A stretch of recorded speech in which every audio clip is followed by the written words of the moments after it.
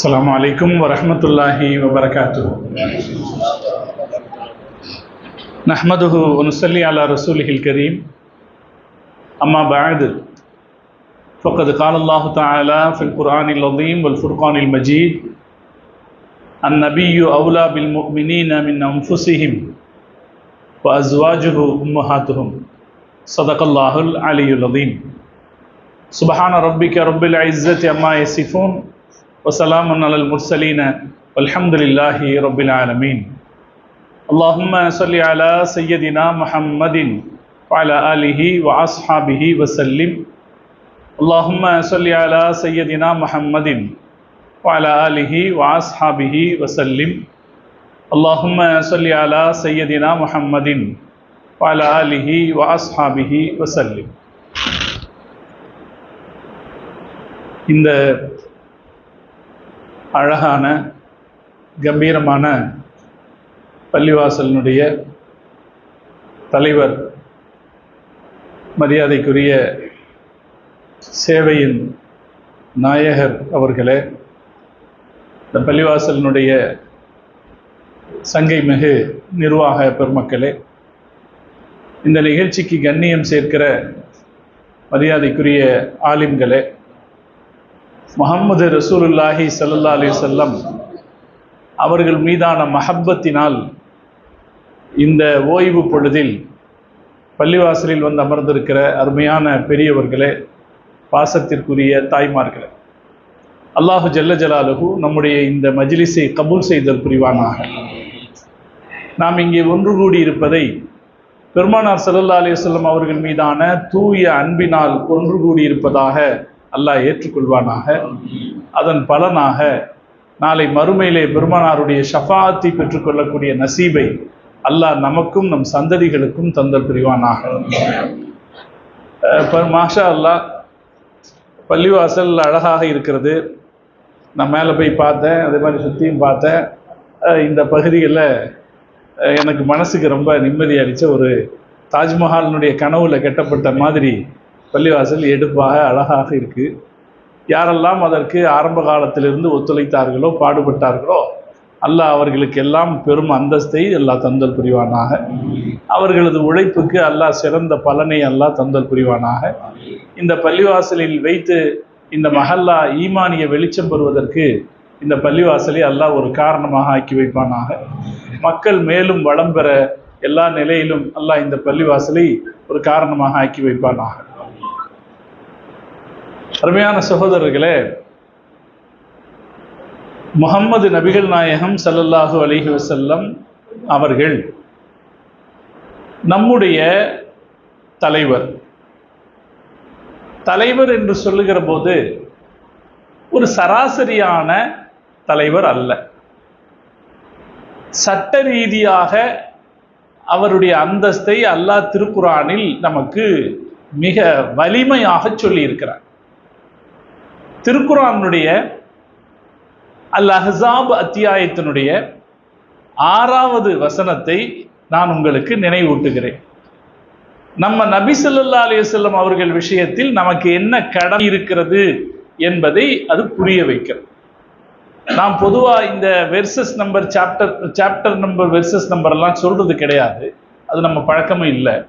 ஆனாலும் ஏன் இன்னைக்கு உங்ககிட்ட சொன்னேன்னா, நீங்கள் இன்ஷா அல்லாஹ் இன்னொரு தடவை வீட்டுக்கு போன பிறகு ஒரு தடவை இந்த ஆயத்தை எடுத்து பார்த்துப்பீங்க. இங்கே இருக்கிற தாய்மார்கள் இந்த ஆயத்தை எடுத்து பார்த்துப்பீங்க. அதுக்கு உதவியாக இருக்கும் அப்படிங்கிறதுக்காக இந்த நம்பரை நான் சொல்கிறேன். சூரத் அஹ்ஸாப் அத்தியாயத்தினுடைய 6வது வசனம் அல்லாஹ் சொல்கிறான், அன்-நபிய்யு அவ்லா பில் முஃமினீன மின் அன்ஃபுஸிஹிம். நபி மூமின்களை பொறுத்து அவர்களுடைய உயிரை விட உயர்ந்தவர். இது நம்ம கேட்டது தான் இல்லைங்களா? இது ஒன்றும் புதுசு இல்லை. இந்த ஆயத்து மீலாது விழாக்கள்ல எல்லா சந்தர்ப்பத்திலும் ஆலிம்கள் சொல்லுகிற ஒரு வசனம் தான். அதை பற்றி தான் இன்னைக்கு இந்த உரையில நாம சிந்திக்க போறோம். நபி உயிரை விட உயர்ந்தவர் என்றால் அதனுடைய கருத்து என்ன?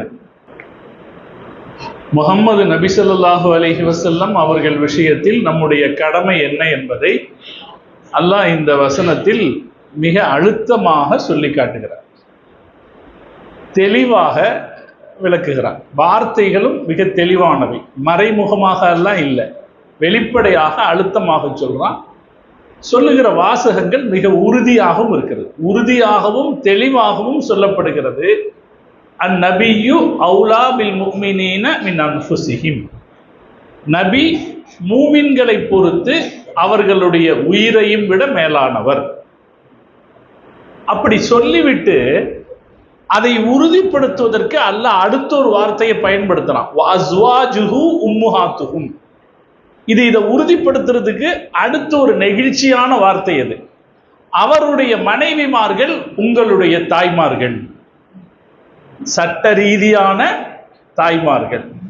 முதல் வார்த்தையில அல்லாஹ் பெருமானாரை உங்களுடைய உயிரை விட மேலானவர் என்கிறார். அதற்கு அடுத்து பெருமானாருடைய மனைவிமார்களை நம் எல்லோருடைய அம்மாக்கள் என்றும் அல்லாஹ் உறுதிப்படுத்துகிறார். இதனுடைய கருத்து என்ன? நம்ம உயிரை விட ரசூலுல்லாஹ் மேலானவங்க அப்படின்னு நாம சொல்லத்தான் செய்யறோம் இல்லைங்களா? உயிரினும் மேலானவர் அப்படின்னு நம்ம சொல்லத்தான் செய்யறோம். அப்படி சொல்றதனுடைய கருத்து என்ன என்பதை திருக்குர்ஆனுடைய விரிவுரையாளர்கள் நமக்கு சொல்லித் தருகிறார்கள். அதுதான் இன்றைய உரையிலிருந்து நாம் புரிந்து கொள்ள இருக்கிற தலைப்பு. உங்க எல்லோருக்கும் தெரியும், முஹம்மது ஸல்லல்லாஹு அலைஹி வஸல்லம் அவர்களுடைய சபையில உமர் ரலியல்லாஹு தஆலா அன்ஹு அவர்கள் ஒரு தடவை வந்து சொன்னார்கள், அல்லாஹ்வின் தூதரே, எனக்கு அடுத்து நான் உங்களைத்தான் நேசிக்கிறேன் என்று சொன்னார். இப்ப நாம யார்கிட்ட சொல்றதா இருந்தாலும் என்ன சொல்லுவோம்? எனக்கு அடுத்து உங்களை நேசிக்கிறோம் தான் சொல்லுவோம். அம்மாட்ட சொல்ற, அம்மா எனக்கு எனக்கு எனக்கு அடுத்து நீ தான் ஃபர்ஸ்ட் அப்படின்னு சொல்லுவோம். மனைவிட்ட சாதாரணமா சொல்லுவோம், நீ தான் எனக்கு முக்கியம்னு சொல்லுவோம் இல்லையா? அப்ப எனக்கு அடுத்து உன்னை நேசிக்கிறோம்னு தான் சொல்றது சகஜமா பழக்கம். உமர் ரலியல்லாஹு தஆலா அவர்கள் அப்படி சொல்லும் போது நபி ஸல்லல்லாஹு அலைஹி வஸல்லம் அவர்கள் சொன்னார்கள், உன் ஈமான் பரிபூர்ணம் அடையவில்லை என்று சொன்னார். உடனே சுதாகரித்துக் கொண்ட உமர் ரலியல்லாஹு தஆலா சொன்னார்கள், யா ரசூலல்லாஹ், என்னையும் விட அதிகமாக உங்களை நேசிக்கிறேன். அப்போது நபி ஸல்லல்லாஹு அலைஹி வஸல்லம் சொன்னார்கள், ஃபகத் இஸ்தக்மலல் ஈமான், இப்பதான் உன் ஈமான் பரிபூர்ணம் அடைந்தது என்று சொன்னார். இந்த வாசகங்கள் இருக்கிறதே, அறிவுள்ள மனிதர்களாக இருக்கிற நம்மை யோசிக்க வைக்கிற வார்த்தைகள். ஒரு தலைவர், அவருக்கு நாம் என்ன மரியாதை தர வேண்டும் என்று இறைவன் சொல்லுகிறான்? உங்களுடைய உயிரை விட மேலானவராக இருக்க வேண்டும் என்கிறார். அதுக்கு அர்த்தம் என்ன? அவரும் சொல்றாரு, நீங்க என்ன உங்களை விட அதிகமா நேசிக்கணும்னு சொல்றாரு. அல்லாஹ் அந்த நேசத்தை நமக்கு நசீபாக்கி தருவானா? உயிரை விட மேலானவராக வைப்பது என்றால் என்ன என்பதற்கு திருக்குர்ஆனுடைய அறிஞர்கள் ஒரு விளக்கம் தருகிறார்கள். மிக தெளிவாக இதை புரிந்து கொள்ள உதவக்கூடியது. அவங்க சொல்றாங்க, தம்லீக்குல் முஃமினீன அன்ஃபுஸஹும் வ அவுலாதஹும் வ அஹ்லஹும் வ மன் கான மஅஹும் லிரசூலில்லாஹி ஸல்லல்லாஹு அலைஹி வஸல்லம். அதனுடைய அர்த்தம், மூமின்கள் அவர்களுடைய உயிரை பெருமானாருக்கு சொந்தமாக்கி விட வேண்டும், அவர்களுடைய குழந்தைகளை ரசூலுல்லாஹ்வுக்கு சொந்தமாக்கி விட வேண்டும், அவர்களுடைய குடும்பத்தை பெருமானாருக்கு சொந்தமாக்கி விட வேண்டும், அவரோடு யாரெல்லாம் இருக்கிறார்களோ எல்லோரையும் பெருமானாருக்கு சொந்தமாக்கி விட வேண்டும். உயிரை விட மேலானவர்னு சொல்றமே, அதனுடைய கருத்து அது. நாம யாரு, நம்ம இந்த வீடு யாரோடது? தாய்மார்கள் இங்கே இருக்கிறார்கள், நான் அவர்களுக்கு சொல்லுவேன், அவர்களிடத்தில் இந்த உணர்வு வர வேண்டும். இந்த வீடு யாருடையது? என்னுடையது என்று பத்திரத்தில் இருக்கலாம், இது என்னுடைய ரசூல் ஸல்லல்லாஹு அலைஹி வஸல்லமுக்கு சொந்தமானதுன்னு நினைக்கணும். நாம ரேஷன் கார்டுல குடும்ப தலைவர் என்கிற இடத்தில் நம் பேர் இருக்கலாம், ஆனால் நம்முடைய உள்ளத்தில் குடும்ப தலைவராக முஹம்மது ரசூலுல்லாஹி ஸல்லல்லாஹு அலைஹி வஸல்லம் அவர்கள் இருக்க வேண்டும். அல்லாஹ் சொன்ன இந்த வார்த்தைக்கு அர்த்தம் அதுதான். என்னுடையது எல்லாமே யாருக்கு சொந்தமானது? முஹம்மது ரசூலுல்லாஹி ஸல்லல்லாஹு அலைஹி வஸல்லம் அவர்களுக்கு சொந்தமானது. சஹாபாக்களுடைய ஈமான் அப்படித்தான் இருந்தது.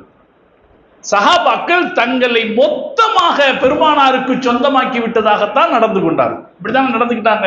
ரசூலுல்லாஹ் என்ன சொன்னாங்களோ அதுக்கு எல்லாம் தயாரா இருந்தாங்க.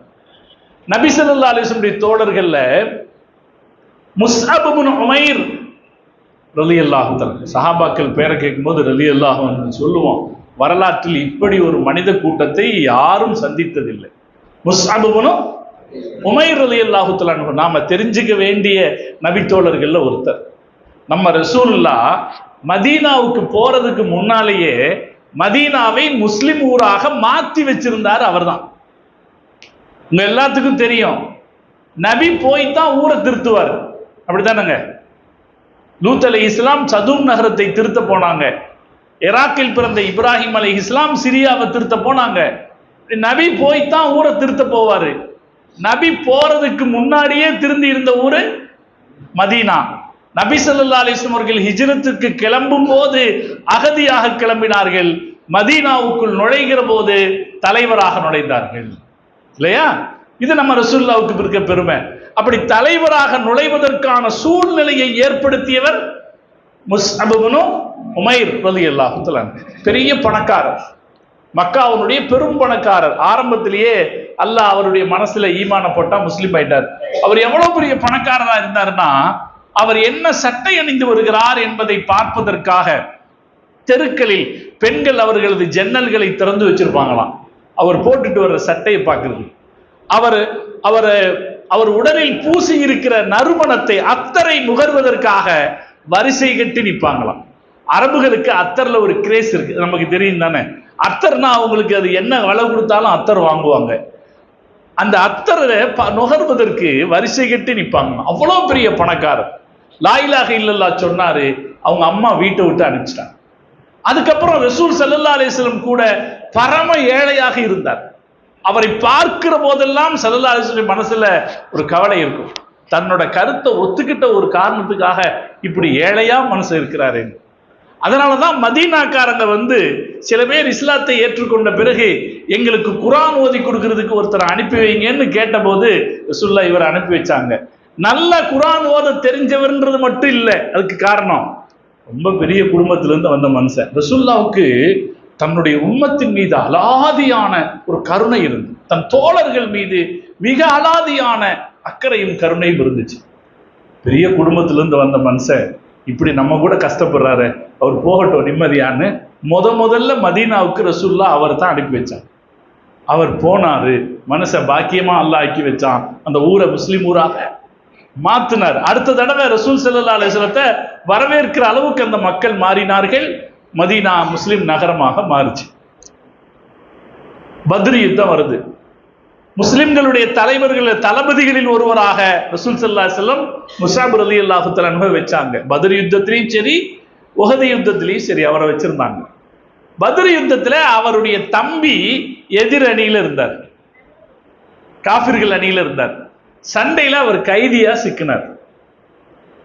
கைதிகளை எல்லாத்தையும் 70 கைதிகளை மதீனா பள்ளிவாசலின் முற்றத்தில் ஸல்லல்லாஹு அலைஹி வஸல்லம் அவர்கள் கட்டி போட்டு வச்சிருந்தாங்க. எல்லாத்தையும் கைதிகள் எல்லாம் கட்டித்தானே போடுவாங்க, கட்டி போட்டு வச்சிருந்தாங்க. இவருடைய கைய ஒரு சஹாபி கெட்டுறார். முஸஅப் ரலியல்லாஹு தஆலா தம்பியினுடைய கைய ஒரு சஹாபி கெட்ட போறார். அதை தூரத்துல இருந்து பார்த்துட்டு முஸஅப் ரலியல்லாஹு தஆலா வேகமா வர்றாங்க. இப்ப தம்பி என்ன நினைக்கிறாரு, நம்ம அண்ணன் நமக்கு எப்படியாவது கருணை காட்டுவார். பக்கத்துல வந்த முஸஅப் ரலியல்லாஹு தஆலா சொன்னாங்க, இவருடைய கையை இறுக்கி கட்டு, இவர் கையை இறுக்கி கட்டு, இவங்க அம்மா பெரிய பணக்காரி, அவரிடமிருந்து நமக்கு போதுமான பணயத்தொகை கிடைப்பதற்கு வாய்ப்பு இருக்கிறது. தம்பி இப்படி பார்த்தார், நீங்க எல்லாம் அண்ணன் அண்ணன் இப்படி சொல்லலாமா அப்படின்னு. அப்ப அவர் சொன்னாரு, முஹம்மது ஸல்லல்லாஹு அலைஹி வஸல்லம் உத்தரவிட்டால் நான் உன்னை கொல்லவும் தயங்க மாட்டேன் என்று சொன்னார். இது நபி ஸல்லல்லாஹு அலைஹி வஸல்லத்தை எப்படி ஒத்துக்கொள்ள வேண்டும் என்று அல்லாஹ் சொல்கிறானோ அதற்கு ஒரு உதாரணம். பெருமானார் ஸல்லல்லாஹு அலைஹி வஸல்லம் அவர்கள் நம் உயிரை விட மேலானவர் என்றால் அது வெறும் வார்த்தைகளுக்கு ஒரு வார்த்தை ஜோடனை அல்ல, அது ஒரு வார்த்தை ஜோடனை அல்ல, சட்ட ரீதியான உத்தரவு. நபி ஸல்லல்லாஹு அலைஹி வஸல்லம் அவர்கள் நம் வீட்டில் நம்முடைய வழக்கில் சமூகத்தில் எல்லோரையும் விட நமக்கு உயர்ந்தவராக இருக்கணும், எல்லாம் பெருமானாருக்கு சொந்தம் என்று நாம் நினைக்கிறோம். தாய்மார்களை நான் கேட்டுக்கொள்வேன், இந்த வீடு நம்முடைய வீடு பெருமானாரின் மீதான அன்பினால் கட்டி எழுப்பப்பட வேண்டும். நம்ம ரசூலுல்லாஹ் என்கிற வார்த்தை பிரயோகம் வர வேண்டும். சகோதரிகள் மனது வைத்தால்தான் அடுத்த தலைமுறையிடத்திலே இப்படி ஒரு காதல் வர முடியும். நம்ம ரசூலுல்லாஹ் எப்படி நம்ம வாப்பா நம்ம பெரியப்பா சொல்றோமா இல்லைங்களா? நம்ம பெரியப்பா நம்ம சின்னத்தா நம்ம பெரியம்மா அப்படின்லாம் சொல்றோமா இல்லையா? அப்படி என்ன சொல்லணும்? நம்ம ரசூலுல்லாஹ் நம்முடைய முஹம்மது நபி ஸல்லல்லாஹு அலைஹி வஸல்லம் என்று சொல்ல வேண்டும். நம்முடைய குடும்பத்தை நம்முடைய வீட்டை பெருமானாரின் மீதான அன்பில் கட்டி எழுப்ப வேண்டும். இந்த வீடு என் பேர்ல இருக்கு, யாருக்கு சொந்தம்? பெருமானாருக்கு சொந்தம். எங்களுடைய ரேஷன் கார்டில் இவர் குடும்ப தலைவர் என்ற இடத்துல இவர் பேர் இருக்கு, ஆனா இதனுடைய உண்மையான தலைவர் முஹம்மது ரசூலுல்லாஹி ஸல்லல்லாஹு அலைஹி வஸல்லம் என்ற உணர்வு நமக்கு வர வேண்டும். எல்லா அறிவையும் ஞானத்தையும் எல்லா உணர்ச்சிகளையும் பெருமானார் ஸல்லல்லாஹு அலைஹி வஸல்லம் வார்த்தைகளுக்கு கீழே கொண்டு வர நாம் பழக வேண்டும். சகோதரர்களே, நீங்க நிறைய படிச்சவங்க, நீங்க எல்லாம் உங்களை பார்த்தா எனக்கு அப்படி தெரியுது. அல்லாஹ் நமக்கு அறிவை கொடுத்தானே, அதுதான் நமக்கு கிடைச்ச பெரிய சிறப்பு இல்லையா? அல்லாஹ் நமக்கு கொடுத்த அறிவு தான் நமக்கு கிடைச்ச பெரிய சிறப்புன்னு நினைக்கிறோம். ஆனா கொஞ்சம் யோசிச்சு பாருங்க, இந்த அறிவு படைச்ச மனுஷன் எவ்வளவு பலவீனமா இருக்கிறான்னு தெரிஞ்சு போயிடும். பூனைக்குட்டி இருக்கு பார்த்தீங்களா? பூனைக்குட்டிக்கு முன்னாடி ஏதாவது ஒரு விட்டையையும் மீன் துண்டையும் வைத்தீர்கள் என்றால் பூனைக்குட்டி கரெக்டா மீன் துண்டை கவிட்டு போயிடும். சரியா? அது என்ன எடுக்காது, நஜீஸ எடுக்காது. ஒரு குழந்தைக்கு பக்கத்துல ஒரு நஜீஸையும் ஒரு நல்ல பொருளையும் வைங்க, குழந்தை என்ன செய்யும்?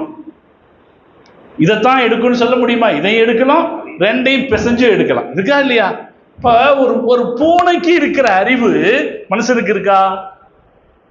ஒரு பூனைக்கு இருக்கிற தெளிவு மனுஷனுக்கு இருக்கா? அல்லாஹ் எந்த மிருகங்களுக்கும் நபிமார்களை அனுப்பல. ஆடு மாடுகளுக்கு அல்லாஹ் ஒரு நபி அனுப்புனானா, சிங்கங்களுக்கு அல்லாஹ் ஒரு நபி அனுப்புனா, எந்த மிருகங்களுக்கும் அல்லாஹ் நபி அனுப்பல, மனுஷனுக்கு அனுப்புனான். ஆச்சரியம் என்னன்னா, மனுஷனுக்கு தான் அல்லாஹ் அறிவை கொடுத்திருக்கானே. அல்லாஹ் மனுஷனுக்கு அறிவை கொடுத்திருக்கானா இல்லையா? அறிவு போதும் தானே, அறிவு போதும் தானே.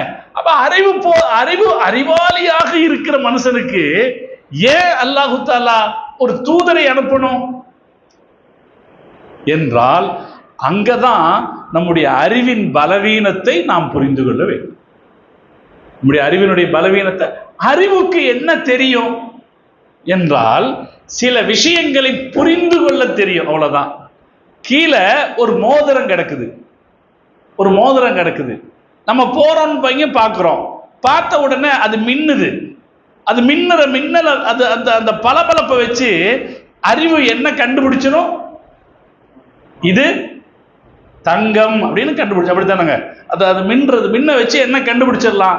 இது தங்கம்னு கண்டுபிடிச்சிடலாம். அறிவு என்ன செய்யும்? இவ்வளவுதான் செய்யும். அறிவுக்கு என்ன தெரியாது? இதை எடுக்கலாமா எடுக்கக்கூடாதான்னு தெரியாது. இது என்னுடையதல்ல என்று சொல்லிக் கொடுப்பதற்கு ஒரு வழிகாட்டி வர வேண்டும். இது என்னுடையதல்ல, அறிவு தெரியுமாங்க? அறிவுக்கு இது என்னுடையதல்ல, இது எடுக்கக்கூடாதுன்னு தெரியுமா? தெரியாது. அறிவுக்கு என்ன தெரியும்? இது மோதிரம் அப்படின்னு தான் தெரியும். இது என்னுடையதல்ல, இதை நான் பயன்படுத்தக்கூடாது, எடுக்கக்கூடாது, ஒருவேளை எடுத்தால் கூட உரியவரிடத்தில் நான் தந்துவிட வேண்டும் என்கிற இந்த பண்பு இருக்கு பார்த்தீங்களா? இந்த பண்பு எதுக்கு தெரியாது? அறிவுக்கு தெரியாது. அம்மாவும் பொம்பளை மாதிரி தான், பெண் தானே, அம்மாவும் ஒரு பெண் தானே. அறிவுக்கு என்ன தெரியும்? அம்மா ஒரு பெண் என்பது தெரியும். அறிவுக்கு என்ன தெரியும்? அம்மா ஒரு பெண் என்பது தெரியும். அம்மாவிடத்தில் எப்படி நடக்க வேண்டும் என்பது இந்த அறிவுக்கு தெரியாது. அதனாலே சகோதரர்களே, நம்ம மார்க்கம் அறிவை பாராட்டின மார்க்கம். நம்ம ரசூலுல்லாஹ் மாதிரி அறிவை பாராட்டி சொன்ன தலைவர்கள் வேற யாரும் இல்லை. ஒரு ஹதீஸ் இருக்குது, அற்புதமான ஹதீஸ். நபி ஸல்லல்லாஹு அலைஹி வஸல்லம் சொன்னாங்க, மன் நலர இலா வஜ்ஹி ஆலிமின், ஒரு அறிஞரின் முகத்தை நீங்கள் பார்த்தால், நல்லரத்தன் நல்ல பார்த்தீங்க, ஃபஃபரிஹ பிஹி, மகிழ்ச்சி அடைஞ்சீங்க. அறிவாளியா இருக்கார், ஒரு அறிவாளியா இருக்கார், அறிவாளியை பார்த்து மகிழ்ச்சி அடைஞ்சீங்கன்னா, ஹலக்கல்லாஹு தபாரக வ தஆலா மின் தில்கன் நலரத்தி வல் ஃபரஹி மலக்கன் யஸ்தக்ஃபிருல்லாஹ் லிசாயிபிஹி இலா யௌமில் கியாமா. நீங்க ஒரு அறிவாளியினுடைய முகத்தை பார்த்து மகிழ்ச்சி அடைஞ்சீங்கன்னா அல்லாஹ் ஒரு மலக்கை உங்களுக்காக ஏற்படுத்துகிறான். அந்த மலக்கு உங்களுக்காக காலமெல்லாம் இஸ்திக்ஃபார் செய்வார். நான் அதனாலதான் சொல்றது எல்லா இடத்துலையும் இந்த ஆன்லைன் வழியா கேட்டுக்கலாம், எதுல படிச்சுக்கலாம். இப்ப கூட நம்ம ஆன்லைன்ல ஒளிபரப்புறோம்னா கூட்டம் பாதியா குறைஞ்சு போயிருது. எங்க பார்த்துக்கலாம், ஆன்லைன்ல பார்த்துக்கலாம் அப்படின்னு குறைஞ்சு போயிருது. இல்முங்கிறது செய்தி கிடையாது. இல்மு அறிவு அப்படிங்கிறது, அதான் சொல்ல, அறிவு அப்படிங்கிறது செய்திகளை திரட்டி வச்சிருக்கிறது அல்ல. அறிவு என்பது நூறு வெளிச்சம். அது இதயத்திலிருந்து இதயத்திற்கு இடம்பெறுகிற வெளிச்சம். அதனாலதான் ஜும்மாவுக்கு போகும்போது இமாம் தெரிகிற மாதிரி போய் உட்கார்ந்துக்கணும். ஒரு பேச்சுக்கு போனோம்னா அந்த பேச்சாளர் தெரிகிற மாதிரி உட்கார்ந்துக்கணும். நான்கிறதுக்காக சொல்லல, யாராக இருந்தால். இல்மு என்பது வெளிச்சம். அது எங்கிருந்து பரவும்? இதயத்திலிருந்து இதயத்திற்கு இடம்பெறக்கூடியது. நபி ஸல்லல்லாஹு அலைஹி வஸல்லம் சொல்றாங்க பாருங்க, அறிவு வேற யாராவது இப்படி சொல்லி இருப்பாங்களா? அறிவை போற்றி யாராவது இப்படி சொல்லி இருப்பார்களா? நீங்கள் ஒரு ஆலிமின் முகத்தை பார்த்தீர்கள் என்றால், அதில் மகிழ்ச்சி அடைந்தீர்கள் என்றால், அந்த மகிழ்ச்சியின் போது அல்லாஹ் ஒரு மலக்கை உங்களுக்கு ஏற்படுத்துகிறான். அவர் உங்களுக்காக கியாமத் நாள் வரைக்கும் அல்லாஹ் இடத்துல இஸ்திக்ஃபார் தேடுகிறார். இப்படி அறிவை போற்றிய தலைவர் வேற யாரும் இருக்க முடியாது. மன் சலக தரீகன் இலல் இல்ம், யார் யத்லுபு ஃபீஹில் இல்ம், யார் கல்வியை தேடி பயணத்தில் ஒரு போறாங்களோ அவர் சொர்க்கத்தின் பாதையில் நடக்கிறார் என்று நபி ஸல்லல்லாஹு அலைஹி வஸல்லம் சொன்னார். நீங்கள் கல்வியை தேடி புறப்படுகிற போது உங்களுக்காக மலக்குகள் துஆ செய்கிறார்கள். உங்களுக்காக ஆற்றில் இருக்கிற தண்ணீருக்குள் இருக்கிற மீன் கூட இஸ்திக்ஃபார் செய்கிறது. இதெல்லாம் ரசூலுல்லாஹ் கல்வியை பத்தி சொன்ன வார்த்தை.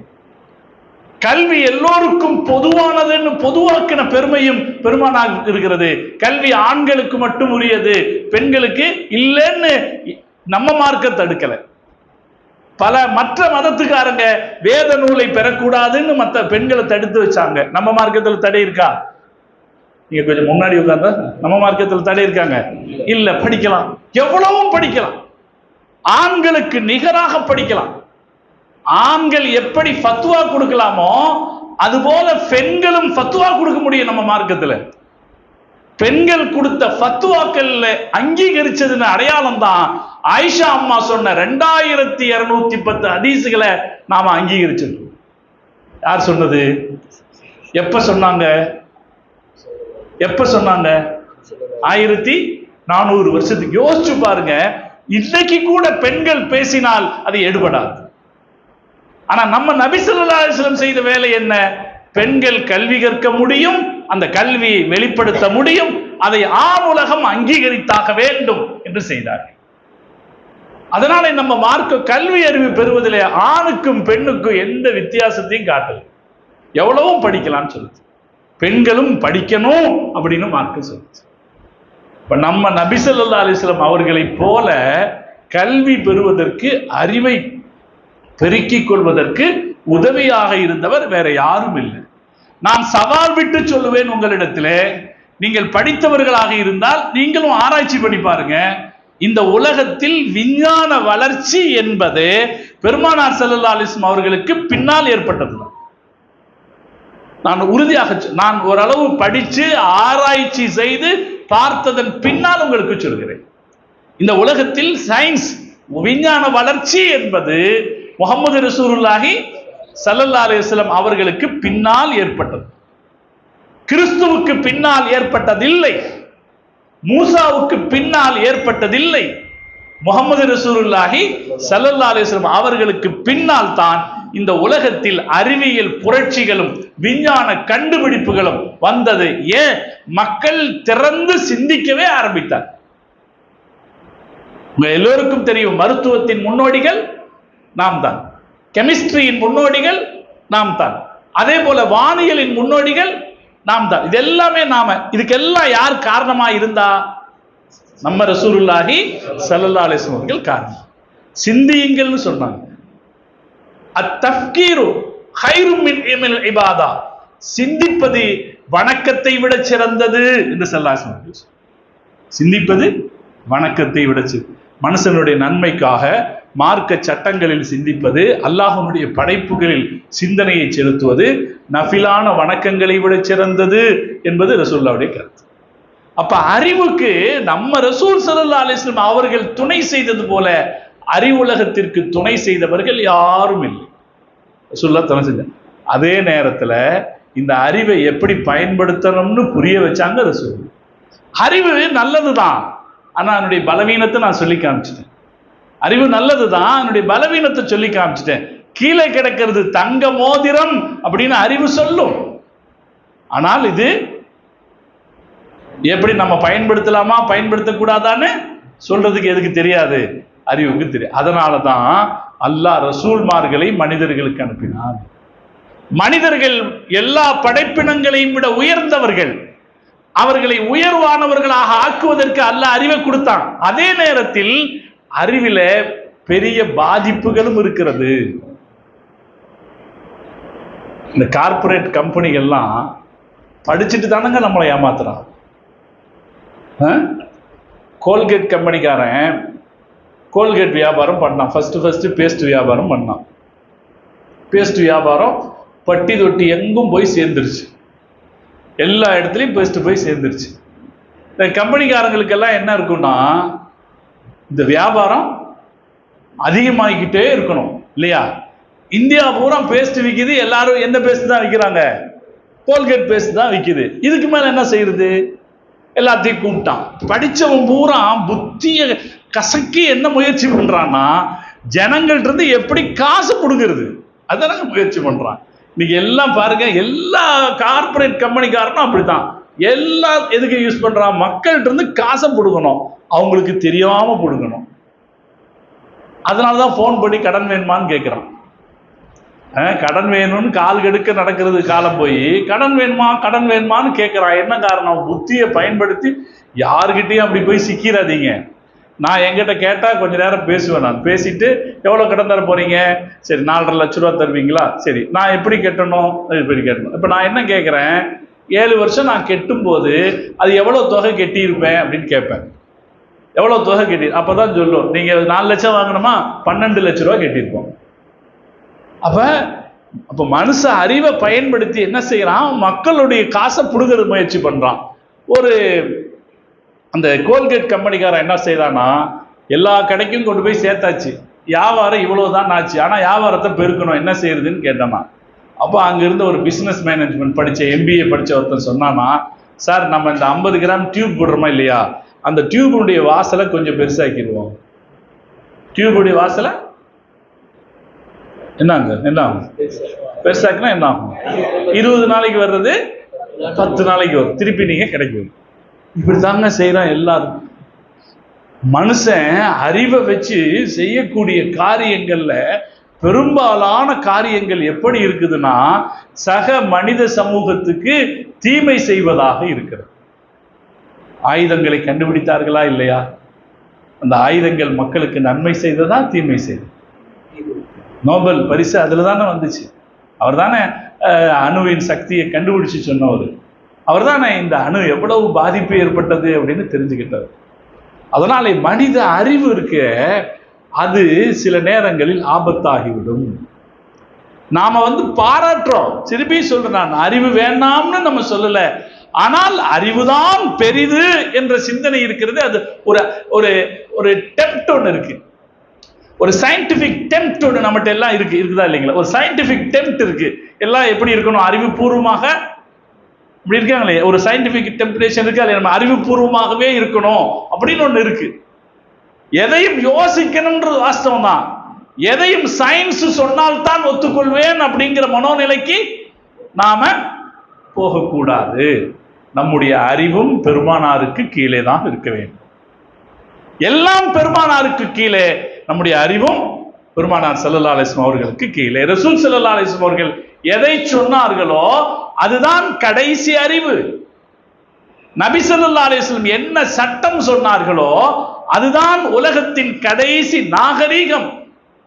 பெருமானார் ஸல்லல்லாஹு அலைஹி வஸல்லம் அவர்கள் எந்த ஒழுக்கங்களை கற்பித்தார்களோ அதுதான் கடைசி கலாச்சாரம்.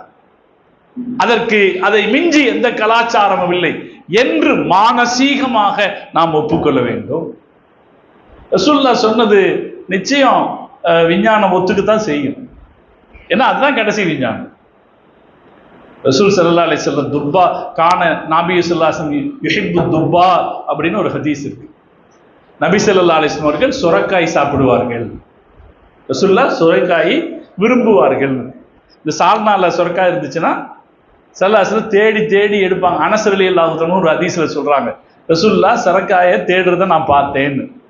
அதுக்கப்புறம் அவர் எப்பவும் சுரைக்காய் சாப்பிடுவார். அப்படி சொன்னதுனால இப்ப நமக்கு என்னன்னா சுரைக்காய் பார்த்தா விடுறது இல்லை, சுரைக்காய் பார்த்தா சாப்பிடுவோம். ஹதீஸ் கேள்விப்பட்டிருக்கீங்களா நீங்க? வெஜிடேரியன் நாமளும் விரும்பணுன்றதுக்கு ஒரு காரணமாய் போச்சு. ஒரே நான்வெஜ்ஜாவே இருக்கக்கூடாது. அப்பப்ப நீங்க என்ன செய்யணும்? வெஜிடேரியனும் சாப்பிட்டுக்குங்க. நான்வெஜ் சாப்பிடுறது தப்புன்னு சொல்லல, வெஜிடேரியனும் சாப்பிட்டுக்குங்க, அதுலயும் கொஞ்சம் நன்மை. நம்ம ஆழ்வார்னு ஒருத்தர் இருந்தாரல்ல, என்னங்க இப்படி பாக்குறீங்க? நம்ம ஆழ்வார்னு ஒருத்தர் இருந்தாரா? இயற்கை விவசாயி அவரு. நீங்க சுரைக்காயை பத்தி ஒரு வீடியோ போட்டிருக்காரு, படிச்சு பாருங்க. நிறைய எங்கிட்ட அது சயின்டிபிக் ஆனது இருக்கு, சுரைக்காயினுடைய நன்மை என்னன்னு இருக்கு. அவர் அழகா ஒரு வீடியோ போட்டிருக்காரு. கிட்னி ஃபெயிலியரை தடுக்கிறது, சுரைக்காய் உடம்பில் இருக்கிற உப்பு சத்தை குறைக்கிறது. சுரைக்காய் செய்யற வேலை உடம்புல இருக்கிற உப்பு சத்தை குறைக்குது. உப்பு சத்து குறையும் போது இயல்பா என்ன ஆகும்? கிட்னி வேலை செய்யறது நல்ல வேலை செய்யும். அவரு நம்மாழ்வார் சொல்றாரு, நான் இன்னைக்கு அந்த வீடியோ தேடி எடுத்து பார்த்துட்டு தான் வந்தேன். நம்மாழ்வார் சொல்றாரு, என்கிட்ட ஒருத்தர் போன் பண்ணாரு, ஐயா டாக்டர் என்ன டயாலிசிஸ் பண்ணணும்னு சொல்லிட்டாரியா, நான் என்ன செய்யறது? அப்ப இவர் சொல்றாரு, நான் சொன்னேன் 5 நாளைக்கு சுரைக்காய் சாப்பிடு. சுரைக்காய் கூட்டு வச்சு சாப்பிட்டாலும் சரி, எப்படி சாப்பிட்டாலும் சரி, 5 நாளைக்கு சுரைக்காய் சாப்பிடுன்னு சொன்னேன். அவர் சாப்பிட்டாரு. 6வது நாள் டாக்டர் சொல்லியிருக்காரு, உன்னுடைய உப்பின் அளவு சரியா போச்சுன்னு இருக்காரு. நீ டயாலிசிஸ் செய்ய வேண்டிய தேவையில்லைன்னு. இதை நான் சொல்லல, எங்க இருக்கு? வீடியோல இருக்கு. நம்ம ஆழ்வார் சுரைக்காய் நம்ம ஆழ்வார் அடிச்சீங்கன்னா என்ன தெரிஞ்சிடும், வீடியோ வந்திருக்கு. எல்லாம் நம்ம எதிர்தான் இருக்கோம், எல்லாம் நம்ம எதிர்த்து இருக்கோம், கூகுள்ல தான் இருக்கோம். நம்ம இப்ப கூகுள் உஸ்தாத், அதனால எல்லாம் கேட்கிறோம். நம்ம நபி ஸல்லல்லாஹு அலைஹி வஸல்லம் உன்னை விரும்பினார்கள் என்றால் அதுதான் கடைசி. ரசூல் ஸல்லல்லாஹு அலைஹி வஸல்லம் அவர்கள் சொன்னதை நோக்கித்தான் இந்த உலகம் போகிறது. இன்னொரு ஆச்சரியத்தை நான் சொல்றேன். விஞ்ஞானம் ஏற்றுக்கொண்டதுன்றதுக்காக நான் பெருமைப்படுத்தல, புரிந்து கொள்கிற சௌகரியத்துக்காக சொல்றேன். நபி ஸல்லல்லாஹு அலைஹி வஸல்லம் அவர்கள் சொன்னார்கள், லா தகூமு ஸாஅத்து ஹத்தா யுகாலு அல்லாஹ் அல்லாஹ். அல்லாஹ் அல்லாஹ் என்று சொல்லுகிற ஒரு நபர் இந்த பூமியில் இருக்கிற வரை கியாமத் நாள் வராது. அல்லாஹ் அல்லாஹ்னு சொல்லிட்டு ஒரு ஆள் இருந்தாலும் பூமி கியாமத் நாள் வராது. அப்ப இந்த கியாமத் நாள் எப்ப வரும்? அல்லாஹ்னு சொல்றதுக்கு ஒருத்தம் கூட இல்லாத போதுதான் கியாமத் நாள் வரும். ஆச்சரியமா இருக்கு. அப்படி ஒரு காலம் இருக்குமா? இப்ப என்ன ஆயிட்டு இருக்காங்க? முஸ்லிம்கள் அதிகரிச்சுக்கிட்டு இருக்காங்க. சரி, அல்லாஹ்னு சொல்றது நாம மட்டும்தானா? நம்ம மட்டும்தான் சொல்றோமா? கிறிஸ்தவர்கள் என்ன செய்யறான்? அல்லாஹ்னு சொல்றான். காட் சொல்றானா இல்லைங்களா? காட் ஒத்துக்கிறானா இல்லையா? காட் ஒத்துக்கிறாங்களா இல்லையா? இந்துக்களும் இறைவனை ஒத்துக்கிறான். இந்த அமெரிக்காவினுடைய இந்த டாலர் இருக்கு பாருங்க, அது டாலர்ல ஏதோ ஒரு டாலர்ல இப்படி பார்த்திருக்கேன் நான். we believe in our God இருக்குங்களா? we believe in our God. இப்ப காட் ஒத்துக்கிறேன்னு சொல்லி எல்லாரும் சொல்றான். இந்த உலகத்துல காடுன்னு சொல்ற ஒரு ஆள் இருக்க மாட்டான் அப்படின்னா அது எப்படி இருக்கும் அப்படின்னு யோசிக்க தோணுது. இந்த ஜெனட்டிக் இன்ஜினியரிங் புதுசா வந்திருக்கா இல்லைங்களா? ஜெனட்டிக் இன்ஜினியரிங், அது தமிழ்ல சொல்றதா இருந்தா மரபு வழி தொழில்நுட்பம் இல்லையா? அதாவது ஒரு ஆளுடைய இப்ப நம்ம இப்ப எல்லாம் ஹாஸ்பிட்டலுக்கு போனோம்னா, குழந்தை பெறுறதுக்கு போனோம்னா இப்ப புதுசா ஒரு ஃபார்ம் கொடுக்குறாங்க. ஸ்டெம் செல் பேங்க் வச்சிருக்கிறான். இப்ப இங்க எல்லாம் வந்துருச்சு, இங்க வந்திருக்குன்னு நினைக்கிறேன். எல்லா ஹாஸ்பிட்டல்லையும் கொடுக்குறான். என்ன பண்றான்னா, அந்த குழந்தையினுடைய தொப்புள் கொடியில் பாருங்க, அம்மாவுடைய வயிற்றிலிருந்து குழந்தைக்கு ரத்தம் போகுதா இல்லையா? தொப்புள் கொடியை கட் பண்ணுவாங்களா இல்லையா? கட் பண்ணும்போது அந்த தொப்புள் கொடிக்கு உள்ள ரத்தம் இருக்கு. அந்த ரத்தத்தை சேமிச்சு வச்சுக்கிறாங்க. இப்ப அதுக்கு ஒரு பேங்க் வந்திருக்கு, 10,000 ரூபாய் என்னமோ நம்ம ஊர்ல எல்லாம் சார்ஜ் பண்றாங்க, அதை வச்சுக்குவாங்க. இது எதுக்கு உபயோகமாகும்னா, பின்னால உங்களுடைய ரத்தம் கிடைக்காமல் போகும் என்றால் அதிலிருந்து உங்களுக்கான ரத்தத்தை உருவாக்கி கொள்ள முடியும். இன்னும் அந்த டெக்னாலஜி வளர்ச்சி அடையல, ஆனா பின்னால இதை வச்சு நிறைய செய்ய முடியும். உங்களை மாதிரியே ஒரு ஆளை உருவாக்க முடியும்னு நினைக்க சொல்றான். உங்களை மாதிரியே ஒரு ஆளை உருவாக்க முடியும்னு சொல்றான். இப்ப எதுக்கு சொல்றான்? நாளைக்கு நீங்க ஒரு பெரிய விஞ்ஞானியா இருந்து இறந்து போயிட்டீங்க, பெரிய விஞ்ஞானியா இருந்து இறந்து போயிட்டீங்க. உங்களை மாதிரியே ஒரு விஞ்ஞானியை உருவாக்கணும்னா இந்த ஸ்டெம் செல்லை வச்சு உருவாக்கிக்க முடியும் அப்படின்னு சொல்றான். இருக்கா இல்லைங்களா? இப்படி படிச்சிருக்கீங்களா இல்லையா? ஸ்டெம் செல் வச்சு பண்றான். இப்ப குளோனிங் பண்றான்னு சொல்றான். இது எல்லாம் சொல்றவன் நம்முடைய அறிஞர்கள் இதை ஆலோசனை ஆராய்ச்சி பண்ணி சொல்றாங்க. இந்த ஸ்டெம் செல் கல்ச்சர் ஒரு வேளை வளர்ச்சி அடைந்து வரும்போது இவன் யாரை நிறைய சேமிச்சு வைப்பான்னா, யாரு அல்லாஹ்வை நம்பாதவனோ அவன் பேரைத்தான் அதிகமா சேமிச்சு வைப்பான். ஒரு காலத்தில் மனித பிறப்புகள் குறைந்து போய் இப்படி படைப்புகள் வரலாம். இதை ஜெனட்டிக் இன்ஜினியரிங் இதை இன்னும் எதிர்பார்த்துட்டு இருக்கு. ஜெனட்டிக் இன்ஜினியரிங் நம்ம டார்வின் தியரியை உடைச்சு தள்ளிருச்சு. மனுஷ குரங்கிலிருந்து வந்தான்ங்கிற அந்த திட்டத்தை, அந்த கருத்தை உடைச்சு தள்ளிருச்சு. அது இப்ப அதெல்லாம் போய் அப்படின்னு மனுஷன் கிம்பன்சிங்கிற குரங்குல இருந்து தான் வந்தான்னா இப்ப ஏன்டா வரலன்னு கேள்வி கேட்ட அந்த தத்துவம் சரியானதல்ல உடைச்சு தள்ளிருச்சு. இப்ப இந்த ஜெனட்டிக் இன்ஜினியரிங் என்ன சொல்லுது? இப்ப நாளைய உலகம் எப்படி இருக்கும்னா, இந்த ஜீன்களால் உருவாக்கப்படக்கூடியதாக இருக்கும். ஆட்டுக்குட்டி உருவாக்கிட்டானா இல்லையா? ஆட்டுக்குட்டி குளோனிங் முறையில் ஆட்டுக்குட்டி உருவாக்கிட்டான், குளோனிங் அதே ஒரு மாதிரியே இருக்கிற ஆட்கள் உருவாக்கப்படும். இப்ப நாளைக்கு உலகத்தில் மனிதர்கள் கூட ஒருவேளை இப்படி இந்த ஜீன்களால் உருவாக்கப்படும் போது அந்த ஜீன்கள் எப்படி வளர வாய்ப்பு இருக்குது? அல்லாஹ்ங்கிற பெயரையே சொல்ல தெரியாதவர்களாக வளர வாய்ப்பு இருக்கு. மனுஷன் உருவாக்குறது தானே, மனிதன் உருவாக்குகிற மனிதன் உருவாக்குகிற மனுஷனும் வர்றதுக்கான வாய்ப்பு ஒன்றும் மறுக்கிறதுக்கு இல்லை. மனுஷன் இப்படி ஜீன் இப்படி உருவாக்க முடியும்னா செயற்கை குழந்தை வந்துருச்சா இல்லைங்களா? இந்த டெஸ்ட் டியூப் பேபின்ற குழந்தை வந்துருச்சா இல்லையா? ரெண்டு மனிதன் சந்திக்காமலே உடலுறவு ஏற்படாமலே குழந்தையை உண்டு பண்ணுகிற வழிமுறை வந்துருச்சா இல்லைங்களா? இப்ப அதே போல ஜீன் மூலமாகவும் மனுஷங்களை உற்பத்தி செய்ய முடியும். அப்படி உற்பத்தி செய்கிற மனுஷன் அல்லாஹ்னா என்னன்னு தெரியாதவனாக இருக்க வாய்ப்பு இருக்குது.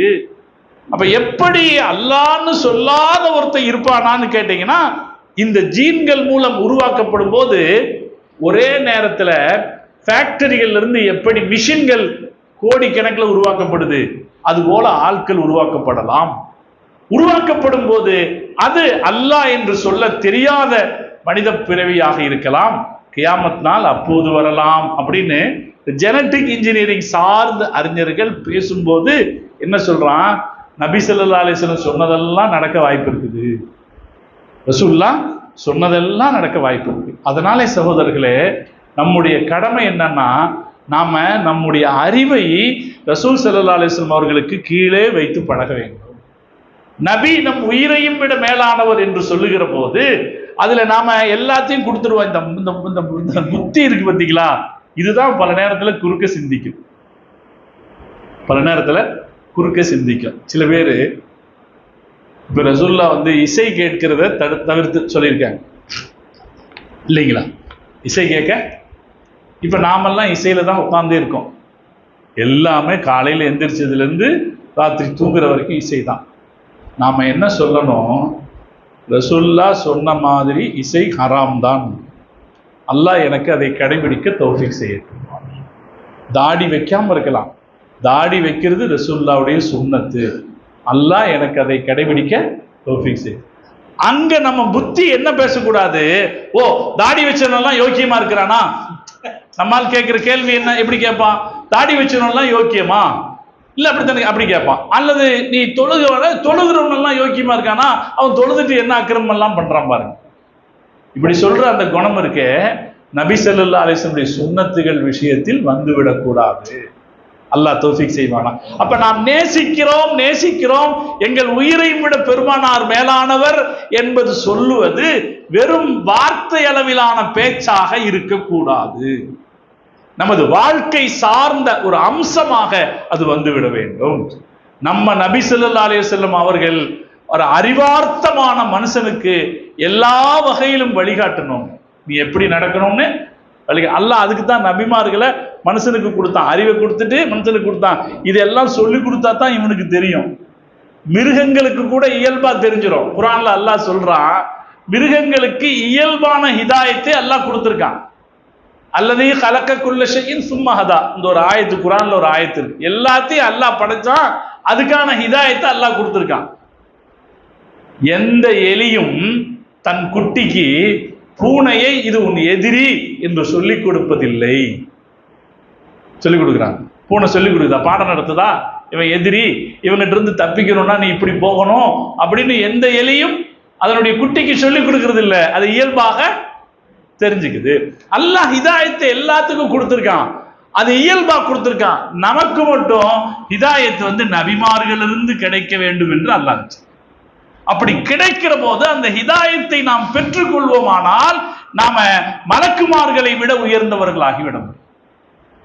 இந்த ஹிதாயத்தை நம்ம நபிமார்களிடமிருந்து கிடைக்கிற அந்த ஹிதாயத்தை ஒப்புக்கொண்டு அதை நாம் பெற்றுக்கொள்வோமானால் நாம மலக்குமார்களை விட சிறந்தவர்களாக ஆகிவிட முடியும். அல்லாஹ் நமக்கு கொடுத்திருக்கிற அறிவை, நமக்கு கொடுத்திருக்கிற சிந்தனையை, நமக்கு கொடுத்திருக்கிற திறமைகள் அனைத்தையும் நாம முஹம்மது ரசூலுல்லாஹி ஸல்லல்லாஹு அலைஹி வஸல்லம் அவர்களுக்கு கீழே நாம் வைக்க வேண்டும். அவர்கள் சொன்னதற்கு கீழே நாம் வைக்க வேண்டும். நபி ஸல்லல்லாஹு அலைஹி வஸல்லம் அவங்களுடைய ஒவ்வொரு ஒரு அம்சத்திலும் நமக்கான வழிகாட்டுதலை வைத்தார். அல்லாஹ் நமக்கு ரசூலுல்லாஹ் ரஹ்மத்தா வச்சான். ரசூலுல்லாஹ் சொல்றேன்னா இல்லைங்களா, ஒமா அர்சல்னாக்க இல்லா ரஹ்மத், எல்லாமே ரஹ்மத்து தான் ரசூல். அவங்க மறந்தாங்கன்னா, ஒரு விஷயத்தை மறந்தாங்கன்னா அதையும் அல்லாஹ் ரஹ்மத்தா வச்சான். ஒரு தடவை தூங்கிட்டாங்கன்னா அல்லாஹ் தூக்கத்தையும் ரஹ்மத்தா வச்சான். நபி ஸல்லல்லாஹு அலைஹி வஸல்லம் ஒவ்வொரு அசைவிலும் அல்லாஹ் நமக்கு ரஹ்மத்தை வச்சான். ரசூல் ஸல்லல்லாஹு அலைஹி வஸல்லம் அவங்க ஒரு தடவை தூங்கினாங்க. எப்ப தூங்கினாங்கன்னா ஃபஜ்ர் தொழுகாம தூங்கிட்டாங்க. ஒரு யுத்தத்திலிருந்து திரும்பி வந்தாங்க. யுத்தத்திலிருந்து திரும்பி வர்றாங்க. சஹாபாக்கள் பாலைவனத்தில் எப்படி நடப்பாங்க அப்படின்னா, பகல்ல நடக்க முடியாதுல்ல. பகல்ல பாலைவனத்தில் எல்லாம் நீங்க ஹஜ்ஜுக்கெல்லாம் போயிருப்பீங்களா இல்லையா? நிறைய பேர் வெளிநாட்டில் வேலை செஞ்சிருப்பீங்க. இப்பெல்லாம் அவ்வளவு வெயில் அடிக்குது. வெயில் எந்த அளவுக்கு அடிக்குது அப்படின்னா, வெளியில இறங்குறதுக்கு பயப்படுற அளவுக்கு வெயில் அடிக்குது. அப்படி வெயில் அடிக்குது. அதனால சஹாபாக்கள் என்ன செய்வாங்கன்னா ராத்திரி தான் நடப்பாங்க. ராத்திரி ரொம்ப தூரம் நடக்கவும் கூடாது. இதுலயும் ரசூலுல்லாஹ்வுடைய வழிகாட்டுதல் இருக்கு. ராத்திரி முழுசா முழிக்க கூடாது. ராத்திரி முழுசா முழிச்சிட்டு காலையில முழுசா தூங்குறது. இந்த ஐடி ஃபீல்டு இருக்கிறவங்க எல்லாம் பண்றாங்க. அது உடல் நலனுக்கு கேட்டானது. நீங்க எப்படி இருந்தாலும் ராத்திரி கொஞ்ச நேரம் தூங்கிடணும். நீங்க ராத்திரி கொஞ்ச நேரம் தூங்குற மாதிரி பகல் பூரா தூங்கினாலும் அதுக்கு ஈடாகாது, உடம்புக்கு தேவையான பலம் கிடைக்காது. நபி ஸல்லல்லாஹு அலைஹி வஸல்லம் பழக்கம் ராத்திரி நடப்பாங்க. ஃபஜ்ருக்கு முன்னாடி கொஞ்சம் தூங்குவாங்க. தூங்கிட்டு ஃபஜ்ர் தொழுத பிறகு எந்திரிச்சு நடப்பாங்க. காலையில சூரியன் கொஞ்சம் மேலே ஏறுற வரைக்கும் நடப்பாங்க. சூரியன் மேலே ஏறணும்னா எங்கேயாவது கூடாரம் அமைச்சு தங்கிடுவாங்க. வெயில் முடிகிற வரைக்கும் இதான் பழக்கம். இப்போ நபி ஸல்லல்லாஹு அலைஹி வஸல்லம் அவங்க ஒரு தடவை பயணத்தில் போறாங்க. காலையில சுபுக்கு முந்தின நேரம் எல்லாரையும் தங்க சொல்றாங்க. ரசூலுல்லாஹ் தங்குறதுக்கு முன்னாடி பிலால் ரலியல்லாஹு தஆலா கூப்பிட்டு, நாங்கெல்லாம் தூங்குறோம், நீங்க எங்களை எல்லாத்தையும் பார்த்துக்குங்க, காலையில ஃபஜ்ருக்கு எழுப்பி விடுங்க. அவங்க எல்லாம் சஹாபாக்கெல்லாம் தூங்குனாங்க. ரசூல் ஸல்லல்லாஹு அலைஹி வஸல்லம் தூங்கிட்டாங்க. காலையில இவர் என்ன பண்ணாரு, அந்த பக்கம் இந்த பக்கம் நடந்து பாதுகாத்துட்டே இருந்தாரு. அப்படியே கொஞ்சம் கண் அசந்தது, இவரும் தூங்கிட்டாரு. முதல்ல முழிச்சது ரசூலுல்லாஹ். முழிச்சு பார்க்கும்போது சூரியன் உதிச்சிருந்தது, ஃபஜ்ரு முடிஞ்சிருச்சு. நபி ஸல்லல்லாஹு அலைஹி வஸல்லம் உடனே என்ன சொன்னாங்க, இந்த இடத்துல இருக்க வேண்டாம், வாங்க நம்ம தள்ளி போயிடுவோம்னு கொஞ்சம் தள்ளி போய் நபி ஸல்லல்லாஹு அலைஹி வஸல்லம் அவர்கள் தொழுதார்கள், சுபுஹ் தொழுதார்கள். இப்போ யாரும் தூங்கிட்டா? ரசூலுல்லாஹ் தூங்குனாங்க. ரசூல் ஸல்லல்லாஹு அலைஹி வஸல்லம் தூங்குனதை அல்லாஹ் நமக்கு ரஹ்மத்தாக்கி வச்சான். நம்ம ஒருவேளை தூங்கிட்டோம்னா பின்னாடி கலாவா தொழுதுக்கலாம். ஒரு சட்டம் கிடைச்சதா இல்லையா? இல்லைன்னா என்ன ஆகும்? தொழுக முடியாததற்கான தண்டனையை பெற வேண்டியதாகும். இப்ப என்ன செய்யலாம்? அந்த நேரத்துல தொழுகாட்டி கூட என்ன செஞ்சுக்கலாம்? நேரம் தவறி போச்சு, கல்லாவா தொழுதுக்கலாம் அப்படிங்கிற சட்டம் கிடைச்சது. இப்ப அல்லாஹ் பெருமானாருடைய தூக்கத்தையும் நமக்கு நன்மையானதாக ஆக்கினான், வழிகாட்டுதலாக ஆக்கினான். அதே போல ஸல்லல்லாஹு அலைஹி வஸல்லம் அவங்க ஒரு நாள் தொழுதுகிட்டு இருக்கும்போது ஒரு ரக்காத்தை அதிகமா தொழுதுட்டாங்க. சஹாபாக்கள் கேட்டாங்க, என்ன மறந்துட்டீங்களா? அப்ப ரசூலுல்லாஹ் சொன்னாங்க, லா நசீது பல் நுசீது, நான் மறக்கல, அல்லாஹ் எனக்கு மறக்கடிச்சுட்டான், மறக்க வச்சுட்டான். எதுக்காக? அப்படி அவங்க செய்ததுனால என்ன ஆச்சு? நமக்கு தொழுகையில் ஒரு மறதியாக ஒரு செயலை செய்து விட்டால் என்ன செய்ய வேண்டும் என்கிற சட்டம் நமக்கு கிடைச்சது. ஒவ்வொன்றிலையும் ஒரு ஹதீஸ் இன்னும் சொல்றேன், கொஞ்சம் நாசுக்கான செய்தி தான், ஆனா தெரிஞ்சுக்கிறதுக்காக சொல்றேன். ஆயிஷா அம்மா சொல்றாங்க, நபி ஸல்லல்லாஹு அலைஹி வஸல்லம் அவர்கள் கப்பல பால அஸ்வாஜிஹி, அவங்களுடைய மனைவிமார்கள்ல சில பேரை முத்தமிடுவாங்க, முத்தமிட்டுட்டு வெளியே பள்ளிக்கு தொழுவு போவாங்க. எங்க போறது? வீடு ஒன்னும் 1/2 கிலோமீட்டர் தொலைவில் இருக்கல. அந்த சொல்லுடைய வீடு ஒன்னும் 1/2 கிலோமீட்டர் தொலை எங்கதான் இருந்துச்சு? பக்கத்துல தாங்க இருந்துச்சு.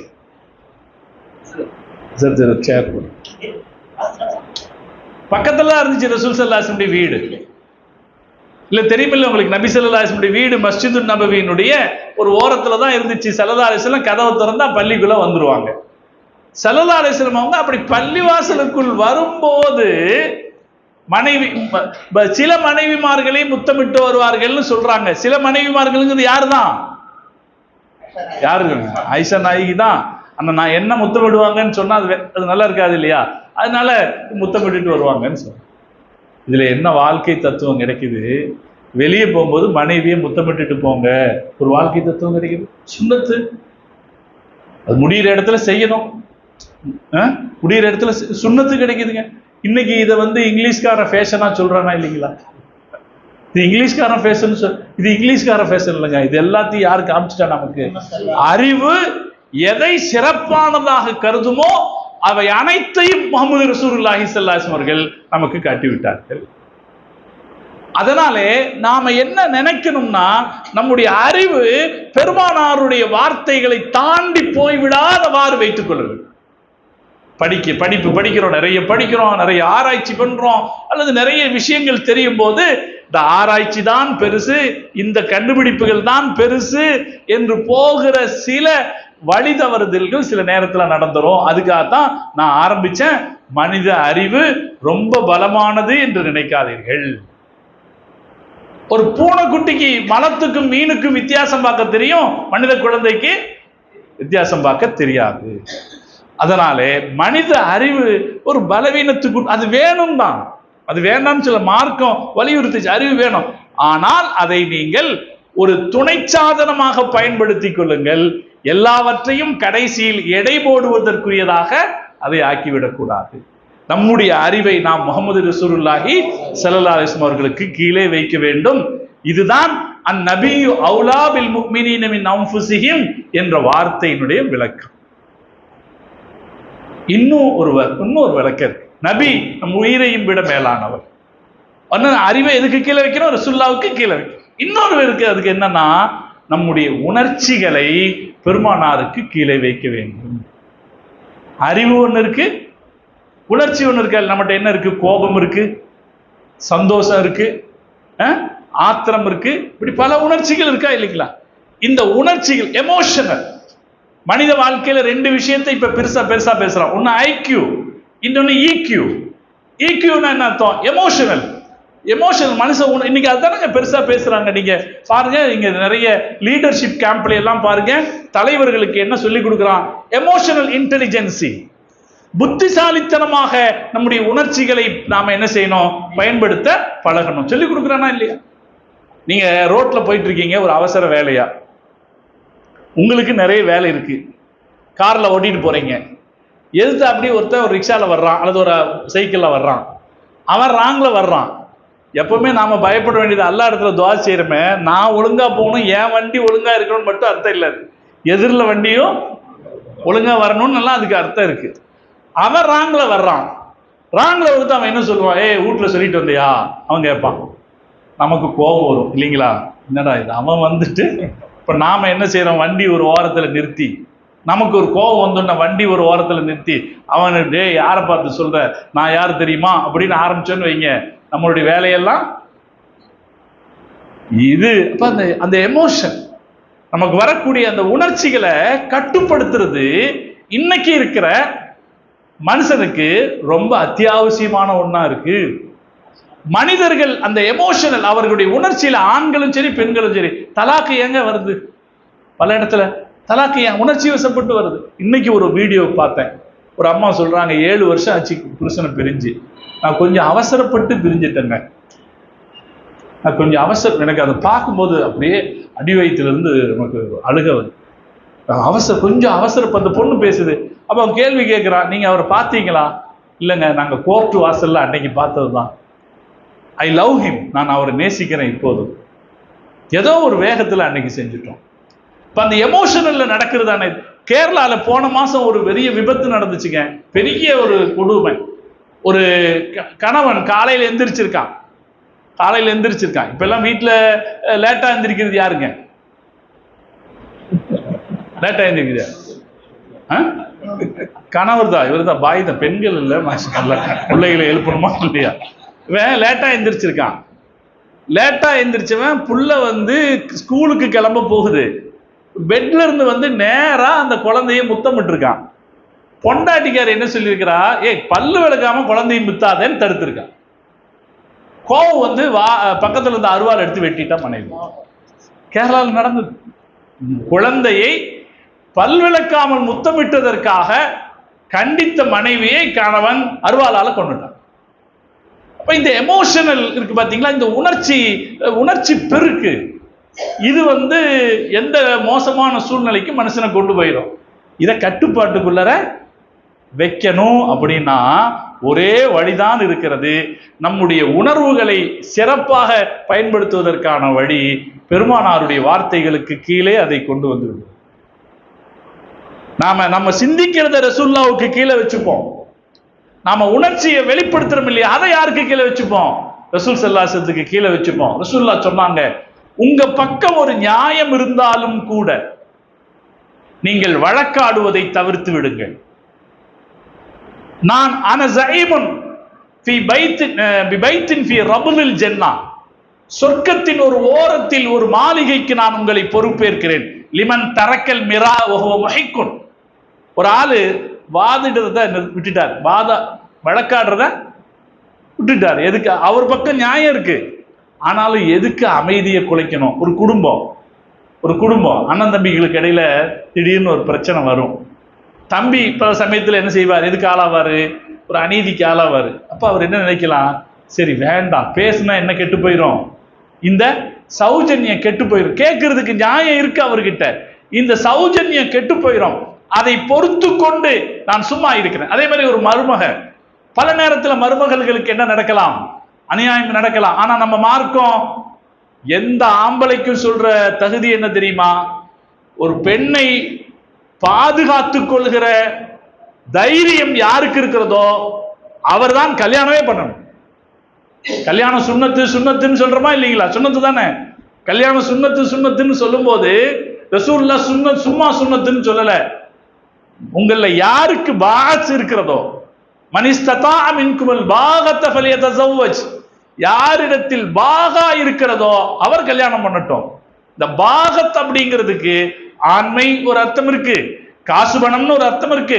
அதுக்கு எல்லாத்துக்கும் மேல ஒரு பெண்ணை தைரியமாக பார்த்து கொள்கிற பலம், பக்குவம்.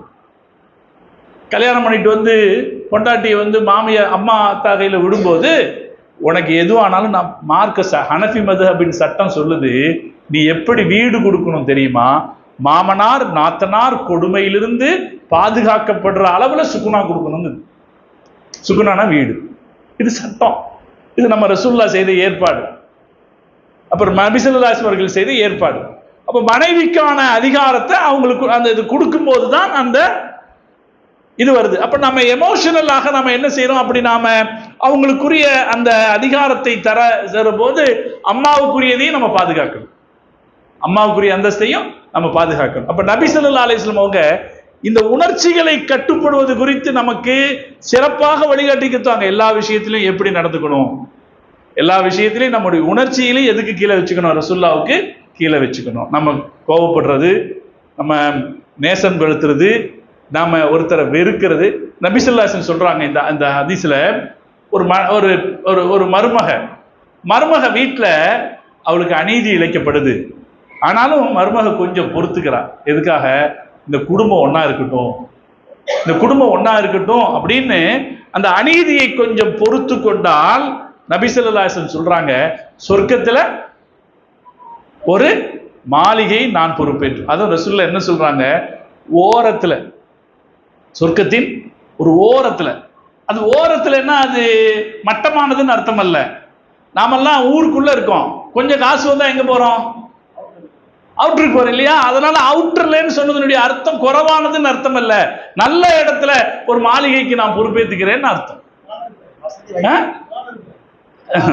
மாஷா அல்லாஹ், இப்படி எல்லாம் நான் நிறைய அர்த்தம் வச்சுக்கலாம். அப்ப நபி ஸல்லல்லாஹு அலைஹி வஸல்லம் அவங்க சொன்னது, நீங்க ஒரு இடத்துல உங்க உணர்ச்சிகளை கண்ட்ரோல் பண்ணுங்க, உணர்ச்சிகளை கண்ட்ரோல் பண்ணுங்க. உங்கள்கிட்ட போராடணும்னு தோணுச்சா, அது ஒரு இடத்துல அமைதிக்கு குந்தகம் ஏற்படுத்துமானால் நீங்க அதை தவிர்த்துக்குங்க. இது எவ்வளவு பெரிய ஒரு வழிகாட்டுதல் பாருங்க. நான் சொன்ன வார்த்தையை கவனிச்சிங்களா? உங்களுக்கு போராடணும்னு தோணுது, அது எந்த போராட்டமாகவும் இருக்கட்டும், உங்களுக்கு போராடணும்னு தோணுது, ஆனால் அந்த போராட்டம் நன்மையை விளைவிக்காமல் அமைதிக்கு குந்தகம் ஏற்படுத்தி விடுமானால் அதை தவிர்த்து கொள்ளுங்கள், உங்களுக்கு சொர்க்கம் தர்றேன். எப்படி நபி ஸல்லல்லாஹு அலைஹி வஸல்லம் நம்முடைய உணர்வுகளை கட்டுப்படுத்துறாங்க? ஒரு சஹாபி வந்து கேட்கிறார், யா ரசூலல்லாஹ், நான் சொர்க்கத்துக்கு போறதுக்கு ஒரு அமல் சொல்லுங்க. ஸல்லல்லாஹு அலைஹி வஸல்லம் சொன்னாங்களா, ததல்லு, கோபப்படாதே. அடுத்து கேட்டார், இன்னொன்னு சொல்லுங்க. ரசூலுல்லாஹ் ரெண்டாவது என்ன சொன்னாங்க, கோபப்படாதே. மூணாவது கேட்டாரு, அப்போ ரசூலுல்லாஹ் என்ன சொன்னாங்க, கோபப்படாது. ஏன்னா கோபம் தான் நமக்கு இருக்கிற பெரிய எதிரி, நமக்கு இருக்கிற நமக்கு எதிரான பெரிய ஆயுதம் கோபம் தான். அப்ப நாம நம்முடைய உணர்ச்சிகள் ஒவ்வொன்றையும் பெருமானாருடைய வார்த்தைகளுக்கு கீழாக வைத்துக் கொள்வது என்று நாம பக்குவப்படும். அதே மாதிரி வெள்ளிக்கிழமையில சத்தம் போடாதீங்கன்னு சொன்னாங்களா வெள்ளிக்கிழமை சொன்னாங்களா இல்லைங்களா? யாராவது நம்ம மெம்பர்ல இமாம் ஏறுறதுக்கு முன்னாடி சொல்றாரு, யாரும் இமாம் மெம்பரில் ஏறிவிட்டால் யாரும் சத்தம் போடுறீங்க. ஒருத்தர் பேசிட்டு இருக்கிறவரை பார்த்து, வெள்ளிக்கிழமை ஜும்மா முழுக்க நாம் அதை கடைபிடிக்கணும். அல்லாஹ் தௌஃபீக் செய்வான். நம்ம சமூகத்துல சண்டையே எங்கதான் நடக்குது, ஜும்மா அன்னைக்கு தான். தொழுக முடிஞ்ச உடனே சண்டை. இந்த சமுதாயம் சரியே ஆகாது. என்ன சண்டை? அதுல நியாயம் ஒண்ணு இருக்கும். எதுல ஒரு நியாயம் இருக்கும்? ஒரு தரப்பு யார் பேசுறானோ அவங்கிட்ட ஒரு நியாயம் இருக்கும். அவனைத்தான் ரசூலுல்லாஹ் சொல்றாங்க, இந்த அமைதியை கெடுக்காதே, இது ஷைத்தானுக்கு பிடிக்காது. இப்படி ஒரு கூட்டம் இவ்வளவு அழகாக ஒன்று திரண்டு அல்லாஹ்வை வணங்கு கூட்டமாக இருக்கிறது யாருக்கு பிடிக்காது? ஷைத்தானுக்கு பிடிக்காது. அவன் இதை உடைக்கணும்னு நினைப்பான், நீ அவனுக்கு துணை போயிடாது. நியாயத்தை கேட்பதற்கான வழிவகைகள் இருக்கலாம், அதை பாரு, இந்த அமைதியை கெடுத்துறாது. நீ அப்படி உன்னை கட்டுப்படுத்தி கொண்டால் உனக்கு சொர்க்கத்தில் ஒரு பங்கு தர்றேன். ஸல்லல்லாஹு அலைஹி வஸல்லம் ஒவ்வொரு வகையிலும் பெருமானார் ஸல்லல்லாஹு அலைஹி வஸல்லம் அவங்க முதல்ல தன்னுடைய உணர்ச்சிகளை எல்லா இடத்திலையும் மேனேஜ் பண்ணாங்க. இந்த உலகத்துல ரசூலுல்லாஹ் ரொம்ப சிறப்பான தலைவர், கவலையான தலைவர். அவங்க வாழ்க்கை மாதிரி கவலை சூழ்ந்த ஒரு வாழ்க்கைய நீங்க பார்க்க முடியாது. அவங்களுக்கு மொத்தம் 7 குழந்தைங்க. ரசூலுல்லாஹ்க்கு எத்தனை குழந்தைங்க கேட்டா தப்பா நினைக்க மாட்டேங்க. பொட்டப்பிள்ளை பெண் குழந்தைங்க எவ்வளவு, ஆண் குழந்தைங்க எவ்வளவு? மாஷா அல்லாஹ், அல்லாஹ் பரக்கத் செய்யணும். ஏங்க 4 பெண் குழந்தைங்க, 4 பொண்ணு, 3 ஆண். இதுல 6 பேரு ரசூலுல்லாஹ்க்கு முன்னாடியே மௌத்தாயிட்டாங்க. ஒரு மனிதருடைய வாழ்க்கை இதை விட சோகம் நிறைஞ்சதா இருக்க முடியுமா? ஹதீஜா அம்மாவின் இழப்பே பெருமானாருக்கு மிகப்பெரிய சோகம். ஹதீஜா அம்மா ஒரு மனைவியை இழந்தது. 2 மனைவிமார்களை ரசூல் ஸல்லல்லாஹு அலைஹி வஸல்லம் அவங்க பறி கொடுத்தாங்க. ஹதீஜா அம்மாவையும் ஸைனப் பின்த் ஹுஸைமா ரலியல்லாஹு தஆலா அன்ஹா 2 பேர் போனாங்க. அது அல்லாம குழந்தைகள்ங்க. ஒரு குழந்தையை பறி கொடுக்கிறதுங்கிறது எவ்வளவு பெரிய. கடைசி குழந்தை, பெருமானாருடைய கடைசி குழந்தை இப்ராஹிம் ரலியல்லாஹு தஆலா அன்ஹு அவங்க வஃபாத் ஆகும்போது தாடி நனைய நனைய ரசூலுல்லாஹ் அழுதாங்கன்னு ஹதீஸ்ல படிக்கிறோம். அந்த குழந்தையை எடுத்துட்டு போய் சஹாபாக்கள்கிட்ட எல்லாம் காட்டுவாங்களாம், பாருங்க இந்த குழந்தை என்ன மாதிரி இருக்கு, இந்த குழந்தை என்ன மாதிரி இருக்குன்னு காட்டு. 60வது வயசுல ரசூல்லாவுக்கு பிறந்த குழந்தை இப்ராஹிம் ரலியல்லாஹு அன்ஹு. அவங்க மௌத்தாகிறாங்க, ரசூல்லா அழுகிறாங்க. ஒரு மனிதருடைய வாழ்க்கையில் 6 குழந்தைகள் அவர் வாழும் போதே இறந்து போய் இருக்குமானால் அந்த அவங்களுடைய மனோநிலை எப்படி இருக்கும்? 1-2 இழப்புகளையே தாங்கிக் கொள்ள முடியாதது இருக்கிறமே நாம. இப்ப நபி ஸல்லல்லாஹு அலைஹி வஸல்லம் எப்படி தாங்கிக் கொண்டிருக்க முடியும்? அப்படி இருந்தும் அந்த சோகங்களிலும் கூட தனது உணர்வுகளை நிலையாக வச்சிருந்தாங்க ரசூல்லா. உங்களுக்கு எல்லாம் தெரியும், நபி ஸல்லல்லாஹு அலைஹி வஸல்லம் அவர்களுடைய கடைசி மகன் இப்ராஹிம் ரலியல்லாஹு தஆலா அன்ஹு அவர்கள் மௌத்தான போது சூரிய கிரகணம் ஏற்பட்டது. நீங்க அந்த அதெல்லாம் படிச்சிருப்பீங்களா இல்லையா? சூரிய கிரகணம் ஏற்பட்டது. மக்கள் அப்ப என்ன சொல்லிக்கிட்டாங்க? இப்ராஹிமுடைய மௌத்துக்காக வானம் துக்கம் அனுஷ்டிக்கிறது என்று சொன்னார்கள். நபி ஸல்லல்லாஹு அலைஹி வஸல்லம் அவர்கள் அந்த நேரத்திலும் அழுது தாடி நனைய அழுகிற அந்த நேரத்திலும் கூட தான் ஒரு ரசூல் என்கிற உணர்வை நிலைநிறுத்த ஸல்லல்லாஹு அலைஹி வஸல்லம் அவர்கள் மக்களை கூப்பிட்டு சொன்னார்கள், யாருடைய இறப்புக்கு துக்கம் அனுஷ்டிப்பதாகவும் இது நடப்பதில்லை, இது அல்லாஹ்வுடைய அத்தாட்சி. சொன்னாங்களா இல்லைங்களா? ரசூலுல்லாஹ் இதாங்க உணர்வுகளை, உணர்ச்சிகளை கண்ட்ரோல்ல வைக்கிறது. இதே போல இன்னொரு விஷயம் நான் சொல்றேன். நபி ஸல்லல்லாஹு அலைஹி வஸல்லம் அவங்க தாயிஃபுக்கு போனாங்க. தாயிஃப் ரசூலுல்லாஹ்வுடைய பெரிய நம்பிக்கையா இருந்துச்சு. ஏன்னா மதீனாவுல ஒரு வாய்ப்பு கிடைக்கும்ங்கிறது ரசூலுல்லாஹ்வுக்கு கடைசி வரைக்கும் தெரியாது. மதீனால இருந்து சில பேர் முஸ்லிம் ஆகிற வரைக்கும் மதீனால ஒரு சான்ஸ் இருக்குதுன்றது ரசூல் ஸல்லல்லாஹு அலைஹி வஸல்லம் தெரியாது. தாயிஃபை தான் நம்பினாங்க. தாயிஃபுக்கு போனாங்க. அவங்களுடைய நம்பிக்கை தகர்ந்து போனது. நம்பிக்கை தகர்ந்து போனது மட்டுமல்ல, அங்கிருப்பவர்கள் பெருமானாருக்கு கல்லால் அடித்து தொல்லை கொடுத்தார்கள். மக்காக்காரன் கூட செய்யாத கொடுமையை அவங்க செஞ்சாங்க. அவங்களுடைய உடல்ல இருந்து ரத்தம் வழிந்தது. ரத்தம் வழிந்து அவர்கள் அணிந்திருந்த ஹுஃப் அப்படிங்கிற அந்த சாக்ஸ் சிவப்பாகிற அளவுக்கு ரத்தம் வழிஞ்சது. அந்த நேரத்தில் ஜிப்ரீல் அலைஹிஸ்ஸலாம் சொன்னாங்க, இதோ பக்கத்தில் மலைகளின் மலக்கு நிற்கிறார், நீங்கள் சொன்னால் இந்த மலையை தூக்கி போட்டு அவர்களை அழித்து விடுவார். இதெல்லாம் நமக்கு தெரிஞ்சதுதானுங்க, ஒன்றும் புதுசு இல்லையே. அப்ப அழிச்சு விடுவார்னு சொன்ன போது, நீங்களும் நானுமாக இருந்தால் நம்முடைய உணர்ச்சி எப்படி இருக்கும்? நான் ஒரு கம்பீரமான ஆளு, நான் ஒரு கௌரவமான ஆளுன்னு வைங்களேன். நான் ஒரு கௌரவமான ஆளு, நான் வரும்போது நீங்க எனக்கு ஒரு மரியாதையை கொடுக்கலன்னா மனசு என்ன கஷ்டப்படும்? சாதாரணமான நிலைக்கு நபி ஸல்லல்லாஹு அலைஹி வஸல்லம் அவங்க மக்கால இருக்கிற வரைக்கும் மக்காக்காரர்களுடைய கௌரவமான மனிதராகத்தான் ஸல்லல்லாஹு அலைஹி வஸல்லம் அவர்கள் இருந்தார்கள். ஒரு கௌரவமான மனுஷன் மேல கல்லெடுத்து வீசினா அது எவ்வளவு பெரிய மன கொதிப்பை தரும். கொஞ்சம் கற்பனை செஞ்சு பாருங்க. நம்மளை நோக்கி யாராவது ஒருத்தர் விரல் நீட்டி பேசினால் கூட நம்மால கட்டுப்படுத்தி கொள்ள முடியாது. கல்லெடுத்து வீசுவாங்கன்னா தாங்க முடியாத விஷயங்கள் கல்லெடுத்து வீசுறது. ஆனால் கல் எடுத்து வீசினார்கள். இப்ப நம்ம ஊர்ல சில இடங்களுக்கு போகும்போது தொப்பி பிடிங்கிடுவாங்க. தொப்பி பிடிக்கிறோம், நாங்க ஓதுற காலத்துல போனா தொப்பி பிடிக்கிறோம். அப்ப அதுவே ரொம்ப கோபமா இருக்கும், ஆத்திரமா இருக்கும். நமக்கு அவனது கல்லை விட்டு வீசலாமான்னு தோணும். இப்ப கல்லெடுத்து வீசுறாங்கன்னா யோசிச்சு பாருங்க, இன்னும் கொஞ்சம் யோசிச்சு பாருங்க, அது எவ்வளவு ஒரு கௌரவமிக்க மனிதருடைய மனதை எவ்வளவு புண்படுத்தும், அவருடைய இதயம் எவ்வளவு நெருக்கடிக்குள்ளாகி இருக்கும். நபி ஸல்லல்லாஹு அலைஹி வஸல்லம் வாழ்க்கையிலேயே அவங்க விரக்தியை தொடுமளவு பேசின ஒரே ஒரு வாசகம் அங்கதான் பேசினாங்க. ரசூலுல்லாஹ் விரக்தி விட்டு பேசினதே கிடையாது. விரக்தி விட்டு ரசூலுல்லாஹ் பேசினதே கிடையாது. ரசூல் ஸல்லல்லாஹு அலைஹி வஸல்லம் புலம்புனதே கிடையாது. இல்ல எப்படி ஆயிப்போச்சே இப்படி ஆயிப்போச்சேன்னு புலம்புனதும் கிடையாது. அந்த ஒரு கட்டம் தான், யா அல்லாஹ் என்னுடைய இயலாமையை நான் முறையிடுகிறேன், என்னை மன்னிச்சிரு, என்னால முடியல, இந்த மார்க்கத்தை கொண்டு போக என்னால முடியல அப்படின்னு ரசூலுல்லாஹ் சொன்ன இடம் அங்க. அப்பதான் இவர் சொல்றார், ஜிப்ரீல் அலைஹிஸ்ஸலாம், அல்லாஹ்வின் தூதரே, இந்த மலைகளின் மலக்குக்கு நீங்கள் உத்தரவிடுங்கள், அவர் இந்த மக்களை அழித்து விடுவார் என்று சொன்னபோது நபி ஸல்லல்லாஹு அலைஹி வஸல்லம் என்ன சொன்னாங்க? என்ன ஒண்ணும் தெரியாத மாதிரி இருக்காங்க, இவர்களுடைய சந்ததிகளாவது ஏற்றுக்கொள்வார்கள் சொன்னாங்களா இல்லையா?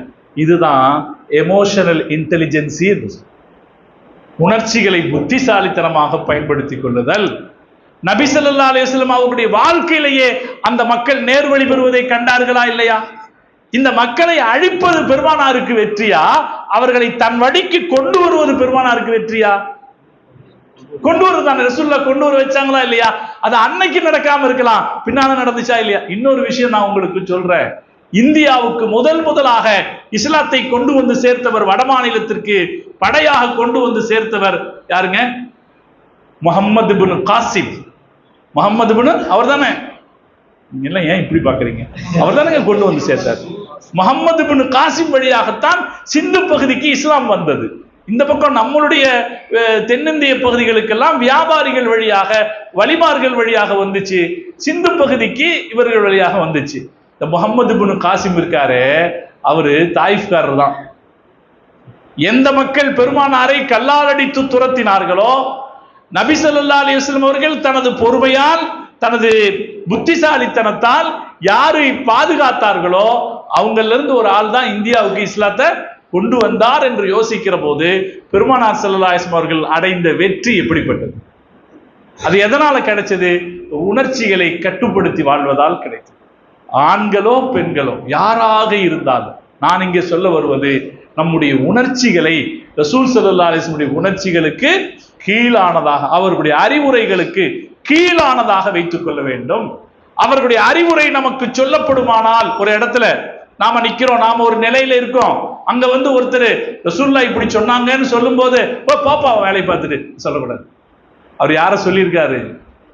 ரசூலுல்லாஹ் சொல்லியிருக்காரு. நபி ஸல்லல்லாஹு அலைஹி வஸல்லம் அவர்கள் இப்படி சொல்லி இருக்கிறார்கள் என்று வருமானால் அந்த வார்த்தைகளுக்கு கீழே நம்மை இருத்திவிட வேண்டும். நமது அறிவு பெருமானாருடைய வார்த்தைகளுக்கு கீழே இருக்க வேண்டும். நமது உணர்ச்சிகள் நபி ஸல்லல்லாஹு அலைஹி வஸல்லம் வார்த்தைகளுக்கு கீழே இருக்க வேண்டும். அப்படி ஒரு பக்குவத்தை நாம் பழகிக் கொள்வதுதான் அந்நபியு அவுலா பில் முஃமினீன மின் அன்ஃபுஸிஹிம் என்ற வார்த்தைக்கான விளக்கம். நபி உங்களுடைய உயிரை விட மேலானவர். அப்பதானே கரெக்டா இருக்கும். நம்ம சிந்திப்பதை ரசூலுல்லாஹ்வுக்கு கீழே வைக்கணும், நம்முடைய உணர்ச்சிகளை ரசூல் ஸல்லல்லாஹு அலைஹி வஸல்லம் அவர்களுக்கு கீழே வைக்கணும். அப்படி வைக்கிற ஒரு பழக்கம் வருகிற போதுதான் நம்முடைய நபி ஸல்லல்லாஹு அலைஹி வஸல்லம் அவர்களை நம்முடைய உயிருக்கு மேலானவர்களாக நாம் நினைக்கிறோம் என்ற அர்த்தம். அல்லாஹ் அந்த கடமையை நமக்கு உணர்த்துகிறார். ஒரு பிள்ளை வந்து தாய்க்கு,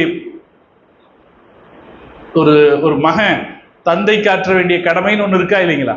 ஒரு மகன் தந்தை காற்ற வேண்டிய கடமை, அதே போல ஒரு மகன் தாய் காற்ற வேண்டிய கடமைன்னு ஒண்ணு இருக்கு இல்லையா? அது போல நாமெல்லாம் நம்ம நபிக்கு ஆற்ற வேண்டிய கடமைன்னு ஒண்ணு இருக்கு. நம்ம நபிக்கு ஆற்ற வேண்டிய, நம்மள ஒவ்வொருத்தருக்கும் அந்த கடமை. நம்ம நபிக்கு நாம என்ன செய்யணும்? நம்ம அத்தாவுக்கு ஒன்று செய்யணுமா இல்லைங்களா? இப்ப நம்ம அத்தா வந்து அவரு கடைசி நேரத்துல கஷ்டப்படுறாருன்னா கையை பிடிச்சி கூட்டிட்டு போறதுக்கு நம்ம சங்கடப்படலாமா? சங்கடப்பட்டா அப்ப நாம என்ன செய்யல? நம்முடைய கடமையை நிறைவேற்றல. நம்ம அம்மா கடைசி நேரத்துல ஒரு காரியத்துக்காக நம்மளை எதிர்பார்த்திருக்கும் போது அதை நம்ம அலட்சியப்படுத்தலாமா? அலட்சியப்படுத்தக்கூடாது. அது நமக்கு கடமை இல்லைங்களா? தாய் தகப்பன பேன்ற விஷயத்துல நான் இதுக்கு இடையில இன்னொரு சிறப்பாக நான் ரசூலுல்லாஹ் பத்தி இப்ப படிச்சதுனால உங்களுக்கு சொல்றேன். இப்பதான் படிச்சேன். அதுல ஏன் முஸ்லிம் ஆனேன்னு ஒரு அமெரிக்க பெண்மணி எழுதுறாங்க. லிமாதா அஸ்லம் துன் அல் ஜசீரால ஒரு கட்டுரை வந்திருக்கு. அதுல இது நான் இடையில படிச்சதுனால உங்களுக்கு சொல்றேன். ரசூலுல்லாஹ்வுடைய சிறப்பை பத்தி சொல்றதுனால சொல்றேன். அது அவங்க சொல்றாங்க, அமெரிக்காவினுடைய ஒரு பெண்மணி, அந்த பேர் வருது, அஸ்ஹலனியல் இஸ்லாமு, அஸ்ஹலனியல் இஸ்லாமு அல்லதி ரஃபஅ மின் மிக்தாரில் வாலிதைன். பெற்றோருக்கான அந்தஸ்தை பற்றி இஸ்லாம் சொன்னது என்னுடைய சிந்தனையை திகைக்க வைத்து விட்டது. அதனால் நான் முஸ்லிமானேன் அப்படின்னு ஒரு அம்மா சொல்லியிருக்கிறாங்க. ஏன்னா இன்னைக்கு வெளிநாடுகளில் பெற்றோர்களுக்கு எந்த மரியாதை இருக்குன்னு தெரிஞ்சதுக்கிறது தான் நமக்கெல்லாம். நமக்கு பெற்றோர்கள் எப்படி மதிக்கப்படுறாங்க. நான் சமீபத்தில் ஒரு படிச்சு ரொம்ப அதிர்ச்சி அடைஞ்சேன். பாகிஸ்தான்ல இருக்கிற ஒரு பெரிய ஷேக் ஒருத்தர் சொல்றாரு, நான் ஒரு லண்டன்ல இருக்கிற ஒரு பெரிய கம்பெனியினுடைய சிஇஓ கிட்ட அப்பாயின்மெண்ட் வாங்கியிருந்தேன். அவர்கிட்ட நான் உட்கார்ந்து பேசும்போது அவருக்கு ஒரு ஃபோன் கால் வருது. அவருடைய செக்ரட்டரி கூப்பிடுறாங்க. ஃபோன் கால் அட்டன் பண்ண உடனே அதுல ஹாஸ்பிட்டல்னு ஏதோ ஒரு வார்த்தை வருது. நான் அவர்கிட்ட பல நாளைக்கு அப்புறம் அவர்கிட்ட அப்பாயின்மெண்ட் வாங்கியிருக்கேன். அதனால ஹாஸ்பிட்டல்னு ஏதோ வருது அப்படின்னு யோசிச்சா கூட அவருடைய அதை என்னன்னு பார்க்கட்டும் அப்படின்னு நான் நினைக்கிறேன். அதனால நான் அவர் பேசி வச்சுட்டு சகஜமா இருக்காரு. அப்ப நான் அவர்கிட்ட சொன்னேன், உங்களுக்கு ஏதோ ஒரு ஃபோன் கால் வந்துச்சு, அதுல ஒரு ஹாஸ்பிட்டல்னு கேட்டுச்சு, நீங்க ஏதாவது வேலை இருந்தா நீங்க போயிட்டு வாங்க, நான் உங்களுக்காக இன்னும் ஒரு வாரம் பொறுத்திருக்கேன் அப்படின்னு நான் சொல்றேன். அப்ப அவர் சொன்னாரு, இட்ஸ் ஓகே, நோ ப்ராப்ளம், ஒன்றும் இல்லை, எங்க அம்மா இறந்து போயிட்டாங்க. இவர் என்ன சொல்றாரு, எங்க அம்மா இறந்து போயிட்டாருன்னு சொன்ன உடனே நான் எந்திரிச்சு நீங்க வேலையை பாருங்கன்னு சொன்னேன். அவரு ஏன் எங்க போறீங்க, உட்காருங்க. ஐ டோல்டு தம் இந்த செமிட்ரின்னு இருக்கு பாருங்க, அங்க வெளிநாடுகள்ல எல்லாம் இருக்கு. எப்படி நம்ம இந்த இப்ப எல்லாம் சாப்பாடு விளம்பரத்துக்கு யார் வைக்கிறோம், கேட்டரிங் சர்வீஸ் வைக்கிறோமா இல்லையா, இறந்து போனவங்களை அடக்கம் செய்யறதுக்கு செமிட்ரி சர்வீஸ் இருக்கு. I told the cemetery people, cemetery ஆளுகள்கிட்ட சொல்லிட்டேன், அவங்க அடக்கம் பண்ணிட்டு to send me the bill, நீ அடக்கம் பண்ணிட்டு பில் அனுப்பு, நான் கெட்டிக்கிறேன்னு சொன்னாங்க.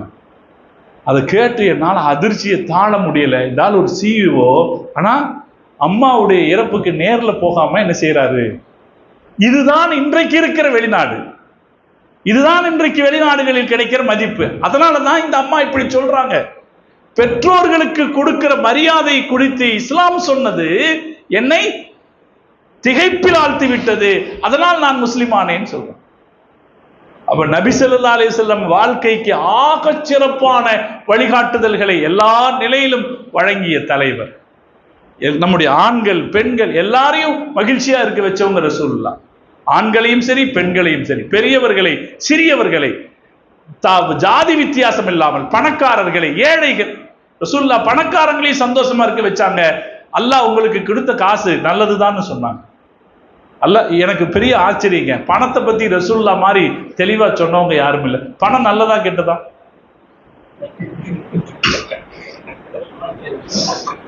யாராவது இதுக்கு ஒரு தெளிவான விளக்கம் சொல்லி இருக்கிறாங்களா சொல்லுங்க. பணம் நல்லதா கெட்டதாங்க? நம்ம ரசூலுல்லாஹ் சொன்னாங்க, அருமையான ஒரு வாசகம், நிஅமல் மாலு சாலிஹ் லிர்ரஜுலி சாலிஹ், நல்ல பணம் நல்ல மனிதனுக்கு நல்லது. யோசிச்சு பாருங்க, ராத்திரி எல்லாம் அதுல இருந்து கருத்து கிடைக்கும். நல்ல பணம் அது கெட்ட பணமா இருக்க, நல்ல பணம் நல்ல மனிதனுக்கு நல்லது, எவ்வளவாக இருந்தாலும் சரி. இப்படி ஒவ்வொரு விஷயத்திலும் நமக்கான வழிகாட்டுதல்களை நம்முடைய அறிவுக்கு மேலாக, நம்முடைய உணர்ச்சிகளுக்கு மேலாக, நம்முடைய சிந்தனைக்கு மேலாக ஒரு அல்லாஹ்வின் இறுதி இறை தூதராக நமக்கு மிகச் சிறப்பாக வழிகாட்டியவர்கள் முஹம்மது ரசூலுல்லாஹி ஸல்லல்லாஹு அலைஹி வஸல்லம் அவர்கள் விஷயத்தில் அல்லாஹ் நமக்கு இந்த கடமையை உணர்த்துகிறான். அந்நபியு அவுலா பில் முஃமினீன மின் அன்ஃபுஸிஹிம், நபி அவர்களுடைய உயிரை விட மேலானவர் என்கிறார். உயிரை விட மேலானவர் என்றால் என்ன அர்த்தம்? நான் சொன்னேன், நம்மை நாம் பெருமானாருக்கு சொந்தமானவராக ஆக்கிவிட வேண்டும், நம்முடைய பிள்ளைகளை பெருமானாருக்கு சொந்தமானவர்களாக ஆக்கிவிட வேண்டும், நம்மிடத்தில் எதுவெல்லாம் இருக்கிறதோ அதையெல்லாம் பெருமானாருக்கு சொந்தமானதாக ஆக்கிவிட வேண்டும், நம்முடைய அறிவு பெருமானாரின் வார்த்தைகளுக்கு கீழே வேலை செய்ய வேண்டும், நம்முடைய உணர்ச்சிகள் பெருமானாருடைய வார்த்தைகளுக்கு கீழே வேலை செய்ய வேண்டும். அப்படி வேலை செய்கிற போது பெருமானாரை நாம் இப்படி மதித்தோம் என்றாகி அல்லாஹ் தௌஃபீக் செய்தல் புரிவானாக. கொஞ்ச நேரம் உட்கார்ந்து நாம முஹம்மது ரசூலுல்லாஹி ஸல்லல்லாஹு அலைஹி வஸல்லம் அவர்களுடைய வார்த்தைகளை, வாழ்க்கையை கேட்பதற்கு அல்லாஹ் ஒரு வாய்ப்பு கொடுத்தான். இது ஒரு மணக்கிற மஜ்லிஸ். இது அல்லாஹ் இந்த மஜ்லிஸின் பரக்கத்தினாலே நம்முடைய ஹலாலான தேவைகளை எல்லாம் நிறைவேற்றி தந்த புரிவானா. நமது வாழ்க்கையில் ஏற்பட்டிருக்கிற சிக்கல்கள் அனைத்திலிருந்தும் அல்லாஹ் நமக்கு நிவாரணத்தை தந்த புரிவானா. இந்த மஜ்லிஸின் பரக்கத்தினாலே அல்லாஹ் நமக்கு ஹலாலான நீண்ட ஆயுளை தந்த புரிவானாக. அல்லாஹ் நமக்கு போதுமான ரிசுக்கை தந்த புரிவானாக. நிறைவான ஆஃபியத்தை அல்லாஹ் தந்த புரிவானாக. நமது குழந்தை, நமது மனைவி மக்களை நமக்கு கண்குளிர்ச்சியானவர்களாக அல்லாஹ் ஆக்கியல் புரிவானாக. நமது பிள்ளைகளை சாலிகானவர்களாக வார்த்தெடுக்க அல்லாஹ் நமக்கு தௌஃபீக் செய்தல் புரிவானாக. நம்மில் ஏற்படக்கூடிய எல்லா சிக்கல்களிலிருந்தும் அவனுடைய மார்க்கத்தின் அடிப்படையிலே தீர்வு தேடிக்கொள்ளக்கூடிய தௌஃபீக்கை அல்லாஹ் நமக்கு தருவானாக. ஹலால் ஹராமை பேணி வாழக்கூடிய தௌஃபீக்கை அல்லாஹ் நமக்கு தருவானாக. அதே போல நம்முடைய குழந்தைகள் யாருக்கும் திருமணம் நடக்க வேண்டியிருந்தால் அல்லாஹ் அவர்களுக்கு சாலிகான பொருத்தமான மணமக்களை அல்லாஹ் தந்தல் புரிவானாக. யாரேனும் குழந்தை பாக்கியம் வேணும் என்று ஆசைப்படுபவர்கள் இருந்தால் அல்லாஹ் அவர்கள் விரும்புகிற குழந்தை பாக்கியங்களை அவர்களுக்கு தந்தல் புரிவானாக. அல்லாஹ் எல்லா நிலையிலும் நம்மை பாதுகாத்த புரிவானாக. இந்த மஜ்லிஸின் பரக்கத்தினாலே இந்த நாட்டில் இஸ்லாத்திற்கும் முஸ்லிம்களுக்கும் அல்லாஹ் கண்ணியத்தை தந்தல் புரிவானாக. யார் முஸ்லிம்களுக்கு எதிராக சிந்திக்கிறார்களோ அல்லாஹ் அவர்களுக்கு ஹிதாயத்தை தந்தல் புரிவானாக. அவர்களுடைய திட்டங்களை அவர்களை நோக்கியே அல்லாஹ் திருப்பி விடுவானாக. அல்லாஹ் நம்மை அவனுடைய சாலிகான நல்லடியார்கள் கூட்டத்தில் சேர்த்தல் புரிவானாக. காலமெல்லாம் கடைசி மூச்சு வரைக்கும் முஹம்மது ரசூலுல்லாஹி ஸல்லல்லாஹு அலைஹி வஸல்லம் அவர்களை நேசித்து வாழக்கூடியவர்களாக நம்மையினும் சந்ததிகளையும் அல்லாஹ் ஆக்கியல் புரிவானாக. அதன் பயனாக நாளை மறுமையிலே பெருமானார் ஸல்லல்லாஹு அலைஹி வஸல்லம் அவர்களோடு சொர்க்கத்தில் சேர்ந்திருக்கிற தௌஃபீக்கை அல்லாஹ் நமக்கும் நம் சந்ததிகளுக்கும் தந்தல் புரிவானாக என்று துஆ செய்து என்னை இங்கே அழைத்தமைக்கு இந்த பெருமக்களுக்கு நன்றி கூறி அமைகிறேன். வாஹிர் தஅவானா அனில் ஹம்துலில்லாஹி ரப்பில் ஆலமீன். அஸ்ஸலாமு அலைக்கும் வரஹ்மத்துல்லாஹி வபரகாத்துஹு.